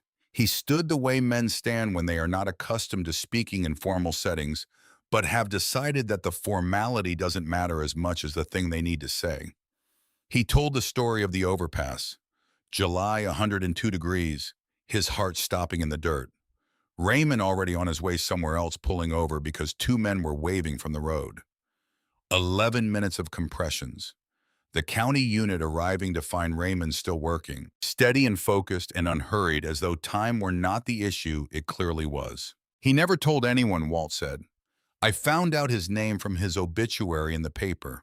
He said it plainly without performance, the statement of a man reporting a fact that still cost him something to hold. The young woman from the church spoke next. She had come in scrubs, and she stood with the posture of someone who was tired in the deep way that shift workers are tired, but who has decided this was worth the drive. She described her daughter's birth. The camp past Mill Creek Road roads iced over labor coming too fast. Raymond arriving in the ambulance. 7 minutes. The doctors at Ridgemont General telling her the first 20 minutes had been critical. Her daughter was 2 years old now. She said it once and she sat down. The farmer stood slowly with the deliberateness of someone whose joints have been worked hard for 50 years and who does not move quickly for reasons beyond age. His wife stayed seated beside him, but she reached up and put her hand on his arm while he spoke a gesture so automatic it had the quality of something done 10,000 times before without thinking. He described a summer evening, a rattlesnake in the garden, his wife on the ground before he understood what had happened. Raymond had been checking on a neighbor a mile down the road and had heard the commotion. 12 minutes from the call to Raymond's arrival. 40 minutes to the nearest emergency room. His wife sitting in the front seat of the ambulance while Raymond drove and talked to her and monitored her arm and kept her focused on his voice. My wife is alive because your father wouldn't go home until he was sure everyone on his list was okay, the farmer said. He used the phrase, your father, and looked at Elena when he said it, not at the judge, not at the gallery, at Elena, as though the sentence was meant to deliver something to her specifically. Person after person stood. An older man whose leg wounds Raymond had treated every other day for 2 weeks until they closed. A woman whose son Raymond had driven to a crisis center at 3 in the morning when the crisis line had put him on hold. A grandmother whose insulin prescription Raymond had picked up from a pharmacy 30 miles away when her ride fell through, leaving it in a cooler bag on her porch with a note that said the next pickup was in 2 weeks and to call if she ran short before then. A man who had been living under the Route 9 overpass for 2 winters and who Raymond had checked on every Thursday without fail, treating a wound infection 1 week and bringing dry socks the next, and never once suggesting that the man's circumstances were a problem the man had caused himself. None of them spoke in legal language. None of them referenced capacity or disclosure or estate proceedings. They spoke about a man who showed up on their worst days and came back the following week to make sure they were still okay. They spoke about him the way you speak about someone whose absence has left a specific hole in the texture of your life that is not filled by anything else. Garrett sat through all of it without moving. Elena watched him from the corner of her vision. He did not look at his attorney. He did not look at Diane. He sat with his hands on the table in front of him, and he looked at the faces of the people who were standing up one after another to describe a version of Raymond Calloway that Garrett had apparently never seen and could not have invented on his own. She watched something happen to his face across the course of that hour. It did not resolve. It did not break. But something shifted behind his eyes, the specific shift of a person who has been holding a story about how things are and has encountered publicly and without the option of looking away evidence that the story was incomplete. Evidence that the man he had buried, the man who went to work and came home tired and watched baseball on Sundays, had been living an entire second life for 20 years, on the days nobody in the family thought to wonder about. The judge reviewed the documentation and the testimony. He dismissed the challenge. The trust was valid and irrevocable. Elena Calloway was the sole trustee. The property at 614 Greer Street and the associated accounts were designated for community health services in Ridgemont County and were protected from any estate claim. The matter was closed. Garrett's attorney collected his files with the practiced efficiency of a man for whom this outcome was a professional inconvenience rather than a personal one. Diane was already standing, car keys in her hand, before the judge had finished speaking. Garrett did not move immediately. He sat at the table after his attorney moved away, and he looked at the space in front of him, not at any particular thing, but at the space the way people look when they are somewhere they were not expecting to be and have not yet figured out what comes next. Elena went through the proceedings in the hallway, shaking Carol Voss's hand, accepting a brief and genuine embrace from Adeline Walt's firm handshake, Cassie's quieter version of the same. The farmer and his wife stopped to speak to her, and she thanked them for coming and meant it in a way that the words themselves did not adequately carry. One by one, the people who had filled the gallery filed past, and most of them said something, and some of them said nothing, and just pressed her hand. And each one of those was enough. By the time she turned back toward the hearing room, Garrett was gone. She drove to Greer Street. She let herself into the building and stood in the main room in the quiet of the late afternoon, and she understood that the legal question was resolved, and the real question was just beginning. She needed to finish it. She called Walt that evening and said she needed help and she didn't know where to start. Walt said he did and that he would bring his tools. He showed up the next morning before noon with a pickup truck and 2 men from his crew.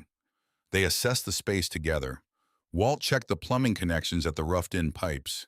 He tested the wiring at the panel. He walked the perimeter of the building looking at the foundation and the exterior and the condition of the roof. He was methodical and specific and did not waste words on anything that was not the work. "The bones are good," he said. Raymond did solid framing. "We need to finish the interior walls, connect the plumbing, get the bathroom functional in the back corner and terminate the wiring at the outlets. I can do most of it. My crew can handle the rest." "I can't pay you," Elena said. Walt looked at her with the expression of a man who has already considered this and made his decision. "I didn't ask you to," he said. Adeline came by that afternoon with a handwritten list. She had spent the morning calling people in the pantry network. A retired electrician who had been coming to Raymond's blood pressure checks for 4 years and had told Adeline once that he owed Raymond more than he could ever repay. A plumber whose granddaughter Raymond had treated for bronchitis 3 winters ago when the family couldn't get to the clinic. A woman at the county permit office named Barbara who knew how to move an application through the system when the application was legitimate and the cause was right. "Your father helped these people," Adeline said. "Let them help back." Within a week, the building was changing. The interior partition wall was finished and drywalled on both sides. The bathroom took shape in the back corner, tiled in white with a hands-free faucet, and the 36-inch clearance Raymond had specified on his handwritten checklist. The plumber connected the sink in the first exam room, and the water ran clean on the first test. The retired electrician finished the wiring and added outlets where the exam tables would go, working with the focused attention of someone doing a job that matters to them for reasons that are not financial. Elena swept and cleaned and painted. She drove to the hardware store for supplies. She carried drywall scraps to the dumpster. She was not doing the skilled work she was doing, the surrounding work, the work that needs to happen for the skilled work to proceed, and she did it without being asked and without stopping. And it turned out that having something specific to do with her hands during the day made the evenings more manageable in a way she had not predicted. She read the journals at night. She had been through all 3 multiple times now. She had begun reading them differently, not looking for revelation, not looking for the next thing she had not known, but reading them as records, patient records. Darlene at the camp past Mill Creek, the laceration from the sheet metal, the butterfly strips, and the amoxicillin, and the follow-up on Thursday. Gerald at the Route 9 overpass the worsening cough, the azithromycin, the wool socks Raymond had given him and driven home without. Francis's daughter, born early, small, and breathing now 2 years old, and walking delivered in 7 minutes on the floor of a 1998 Ford ambulance by a man who had been on his way somewhere else and simply stopped. Each entry a life, each one continuous connected to the next. The follow-up notation at the end of each entry, leading to the next entry, the network of care Raymond had maintained tracking through the journals, the way a river tracks through a landscape, finding the lowest point, finding where it was needed. She studied for her nursing recertification at the kitchen table with the journals stacked beside her textbooks. The recertification requirements were not onerous. 8 months of continuing education credits, a skills assessment, a written examination. She had let her license go dormant, not lapsed. The distinction mattered practically, if not emotionally. She registered for the examination on a Wednesday and took it on the following Wednesday morning at a testing center in the county seat. She passed. The envelope from the state board arrived 6 days later. She was in her car in the post office parking lot when she opened it, sitting in the front seat with the engine off and the November afternoon going gray around her. The letter was formal and brief. It confirmed the active status of her nursing license. It listed the renewal date 2 years out. It used her full name, Elena Marie Calloway, RN, which she had not seen written out in 8 months. She sat with it in her lap for a long time. Then she drove to Greer Street and taped it to the wall behind the reception counter that Raymond had built from plywood and 2x4s and sanded until it was level and square. She taped it next to the photograph Adeline had given her, the one from the food pantry corkboard, the one where Raymond was in the background checking blood pressure and not looking at the camera. The photograph that had to be taken by surprise because he would not have allowed it if he had known it was being taken. The sign went up on a Saturday morning in early spring. Walt and two of his crew bolted it above the new glass door, working efficiently in the cold air that still lingered in Missouri mornings, even as the afternoons had begun to turn. White letters on a blue background. Callaway Community Health Clinic. Below that, in slightly smaller letters, walk-ins welcome. No one turned away. Elena stood on the sidewalk and looked up at it. She stood there until her eyes burned from not blinking, which was not entirely about the cold. Her father's name on a building he had bought with money he had saved in increments of $50 and $100. Across 20 years, money no one in his family had known existed used to build something. No one in his family had known he was building for a person he had known would need it, even before she knew herself. She went inside to get ready for Monday. Opening morning was clear and warm in the way that early spring mornings can be warm in Missouri. Warm enough for a light jacket. Warm enough to leave the front door open so the air moved through the waiting room and carried in the smell of the concrete lot drying in the sun. Walt arrived before 7 to make a final check of the plumbing. Adeline came at 7:30 with a coffee urn and a box of pastries from the bakery on Main Street, and the particular air of a woman who has been waiting for this morning for longer than anyone fully understood. Cassie was already inside when Elena unlocked the front door, running through the supply inventory in the exam rooms with the focused thoroughness she brought to all procedural work, checking each cabinet and each labeled bin against the inventory sheet she had created and laminated and mounted inside each cabinet door. By 9 o'clock, the waiting room had people in it. Not all of them were sick. The farmer and his wife were there, sitting near the window with the ease of people who belong somewhere and know it. Two women from the food pantry stood by the coffee urn, talking quietly in the way of people who have been sharing a particular kind of work for a long time and find each other's company easy. Walt's crew members, 3 of them, stopped in on their way to a job site and shook Elena's hand and left a card signed by everyone in the shop. The young woman from the church basement sat in one of Adeline's donated chairs, which were mismatched and sturdy and perfect, in a way that matched furniture cannot, be holding a cup of coffee and watching the room fill with the expression of someone witnessing something they had doubted and are relieved to find real.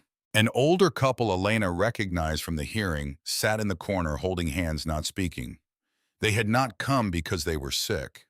They had come because this place existed on a street in Ridgemont County that had not had anything like it before, and they wanted to be present when the doors opened because some things deserve a witness.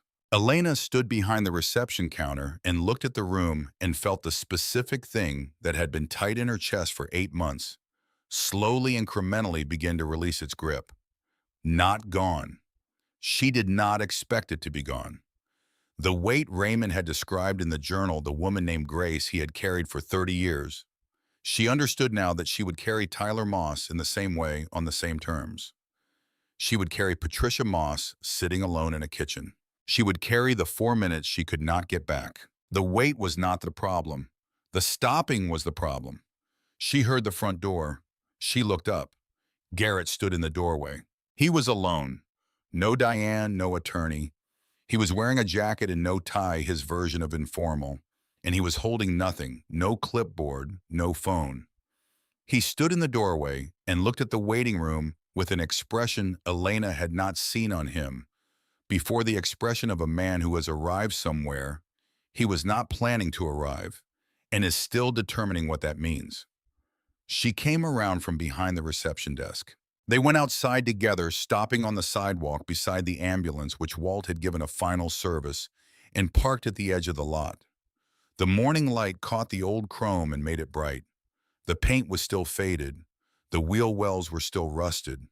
The mirror on the passenger side was still held together with electrical tape, the tape's edge still beginning to peel at one corner. The vehicle her brother had called scrap metal. The vehicle her father had called a beginning. For a moment, neither of them spoke.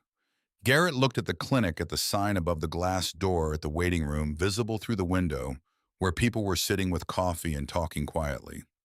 He looked at it the way you look at something you did not expect to feel anything about, and are discovering against your own intentions that you feel something about it. I sat in that hearing room, Garrett said, and I listened to every person who stood up. He paused, not searching for words, but allowing them to arrive at their own pace. The pace of a man saying something he has not said before and needs to say correctly.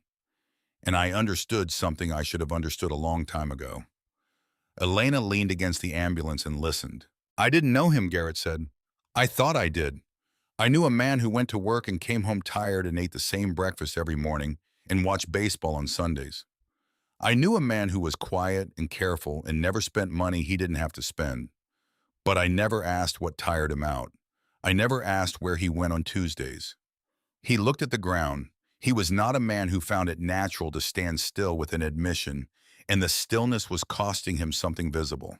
There's something I haven't told you, he said. He reached into the inside pocket of his jacket and took out a white envelope. He held it for a moment before he spoke, and Elena recognized the gesture of someone preparing to hand over something that has been in their possession longer than it should have been. Dad came to my house 3 months before he died, Garrett said. Drove the ambulance, parked it in front of the house, knocked on the door. I was home. Diane was out. He paused. He came inside and sat at the kitchen table, and he tried to tell me about this, about Greer Street, about what he had been doing on Tuesdays and Thursdays. He was trying to explain it to me in a way I would understand. He said he wanted me to know before he was gone. He said he had been meaning to tell me for a long time, and he was running out of time. Garrett's voice was steady. The steadiness was the kind that comes from having rehearsed something, from having said it to yourself in the car and in the shower and in the middle of the night enough times that you can deliver it now without breaking, even though it costs the same as it always did. I told him it was a waste, Garrett said. I told him spending his savings on a building in a part of town nobody cared about, treating people who weren't our responsibility. It was a waste of his time and his money and whatever years he had left. I told him he should be thinking about himself for once instead of strangers. He stopped. He looked at the ambulance. He stood up from the table, Garrett said. He put his jacket on. He was slow about it the way he'd gotten slow about everything near the end, and I watched him do it, and I didn't say anything to stop him. He walked to the door, and before he went out, he turned around and looked at me, and he said, I tried, son. The morning air was completely still. Those 3 words sat between them on the sidewalk outside the clinic, where people were drinking coffee and waiting to be seen. I tried, son. I didn't answer, Garrett said. I let him walk out.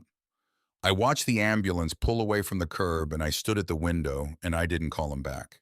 That was the last real conversation we had. He paused, and then 3 months later he was gone, and those were the last words between us, the ones I didn't answer. He held the envelope out to Elena. Inside was a check made out to Callaway Community Health Clinic, $12,000. His half of the house proceeds after the mortgage and costs. He said it's not enough. He said it plainly without the hedge of explanation, simply as fact. It's a start. Elena took the envelope. She looked at it and then at her brother. He was not the man who had dangled the ambulance keys over the kitchen counter on the day after the funeral, who had handed her 3 boxes of what he called nothing valuable and set the tape gun down with the finality of someone who had already moved on. He was also not entirely someone new. He was standing in a parking lot outside a clinic on Greer Street on a spring morning, doing the only thing he knew how to do with something he could not undo, which was to show up and hand over what he had and say it wasn't enough and mean it. "Thank you," Elena said. He nodded. He looked at the clinic window again, at the people visible inside. He knew Garrett said quietly, "When he left my house, he knew I wasn't going to call him back, and he went ahead and finished building it anyway." That was who he was, Elena said. Garrett stood there for another moment. He looked at the sign above the door, Callaway Community Health Clinic. His father's name above a door on Greer Street that would open every morning to anyone who needed to come through it.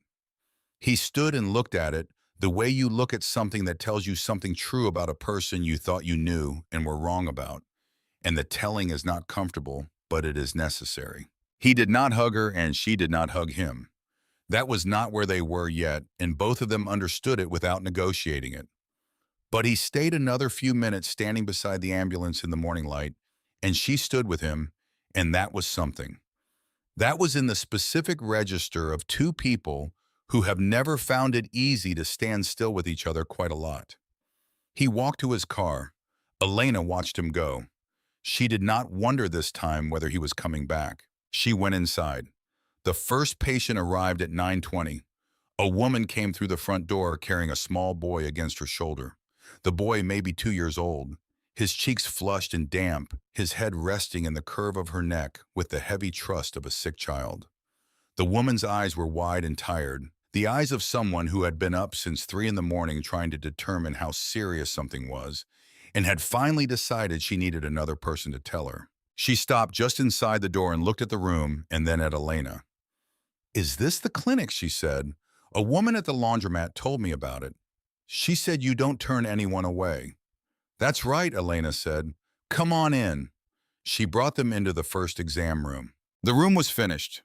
White walls, clean light from the window Raymond had specified in the original plans.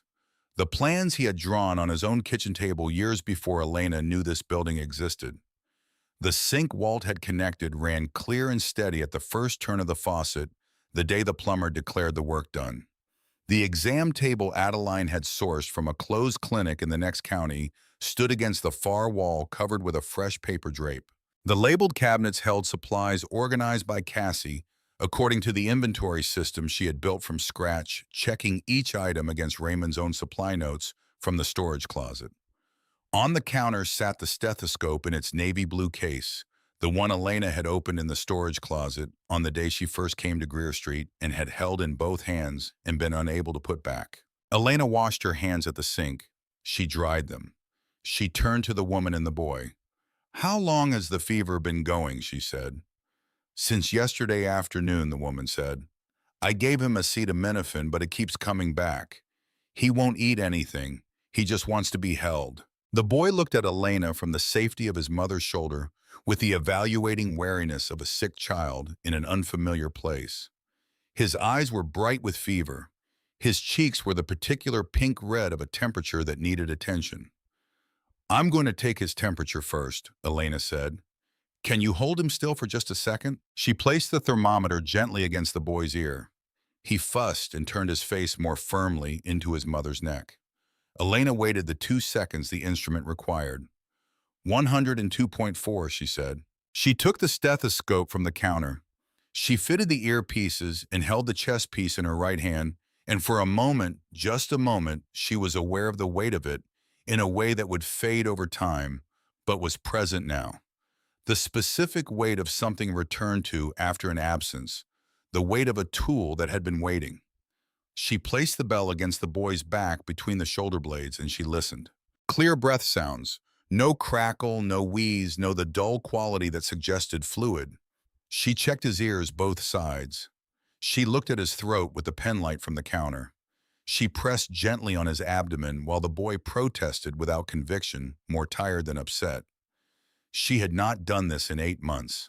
She had done it thousands of times before that. The knowledge was there intact, the way physical knowledge is stored differently from other kinds of knowledge in the hands and in the instincts rather than only in the memory. The accumulated competence of 7 years of clinical work present and reliable waiting for her to use it.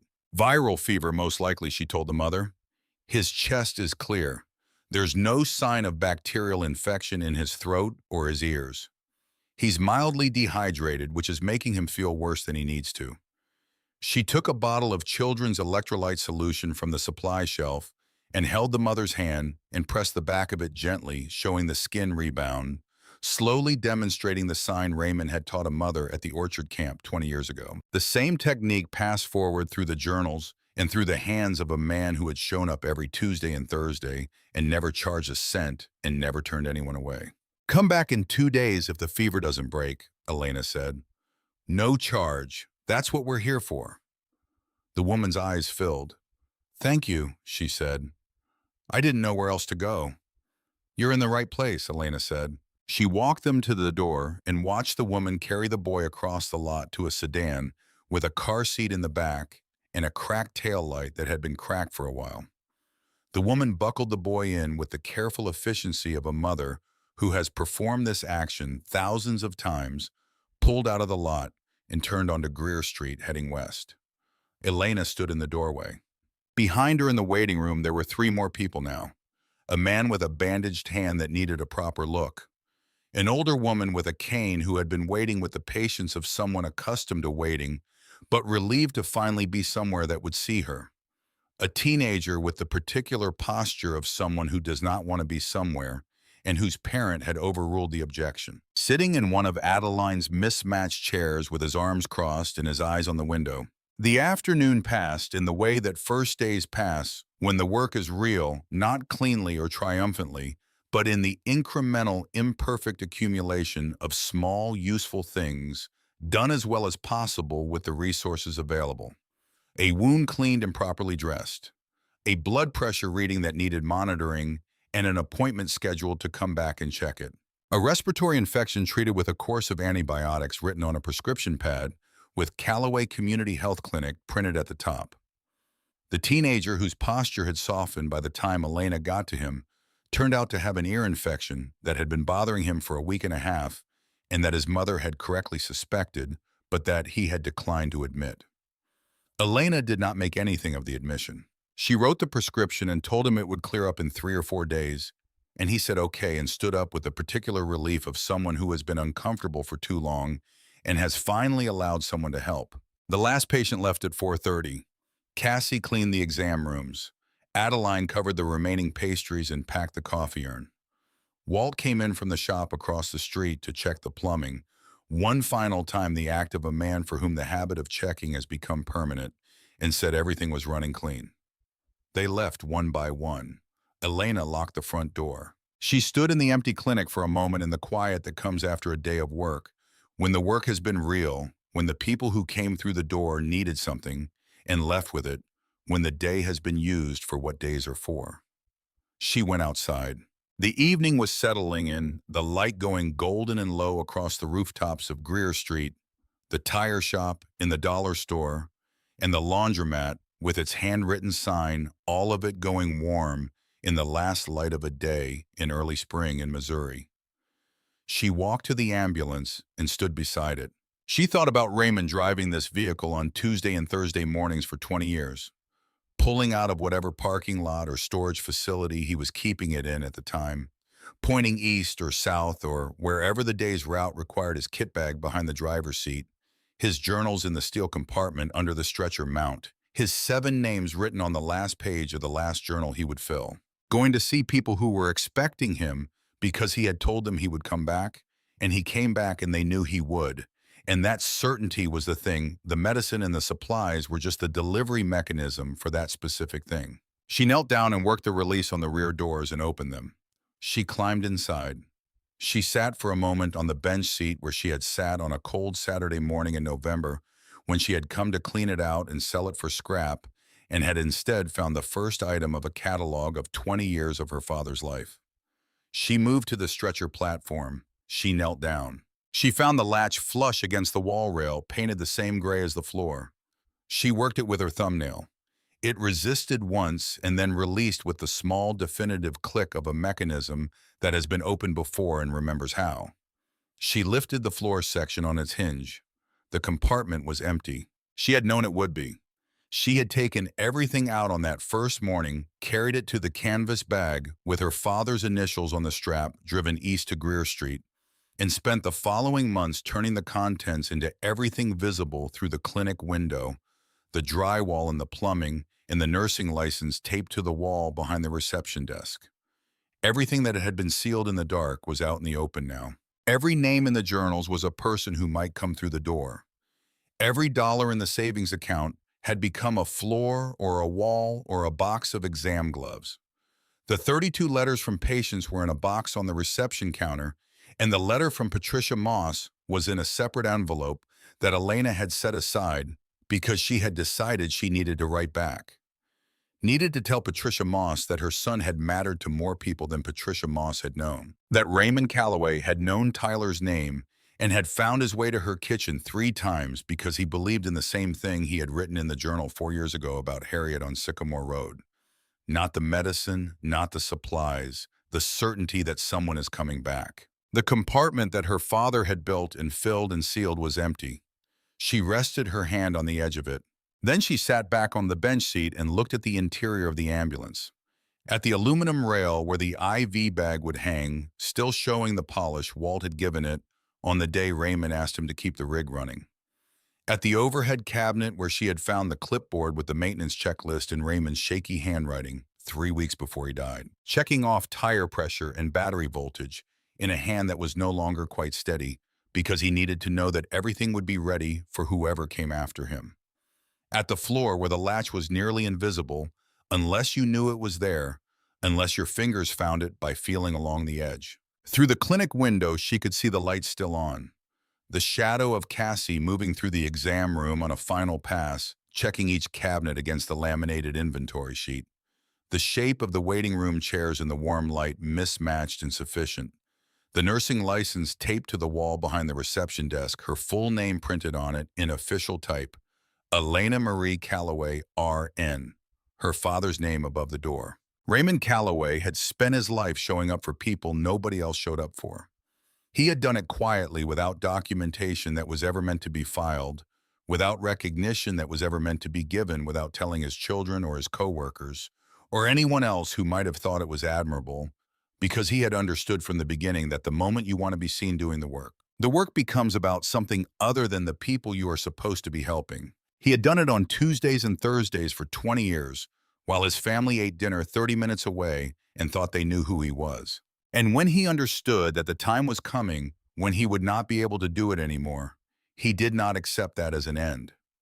He went to an attorney's office once a year for 7 years and reviewed the terms of a trust. He went to a doctor and asked to be assessed and built a record that said, clearly in the language courts required, this man knew exactly what he was doing. He drove the ambulance to his son's house and sat at the kitchen table and tried one last time to explain. And when Garrett said it was a waste, Raymond put on his jacket slowly and walked to the door and said, I tried, son, and got back in the ambulance and drove away and went back to Greer Street and finished the wiring in the back room that weekend because that was who he was and the work needed to be done regardless of who understood it. He built a beginning.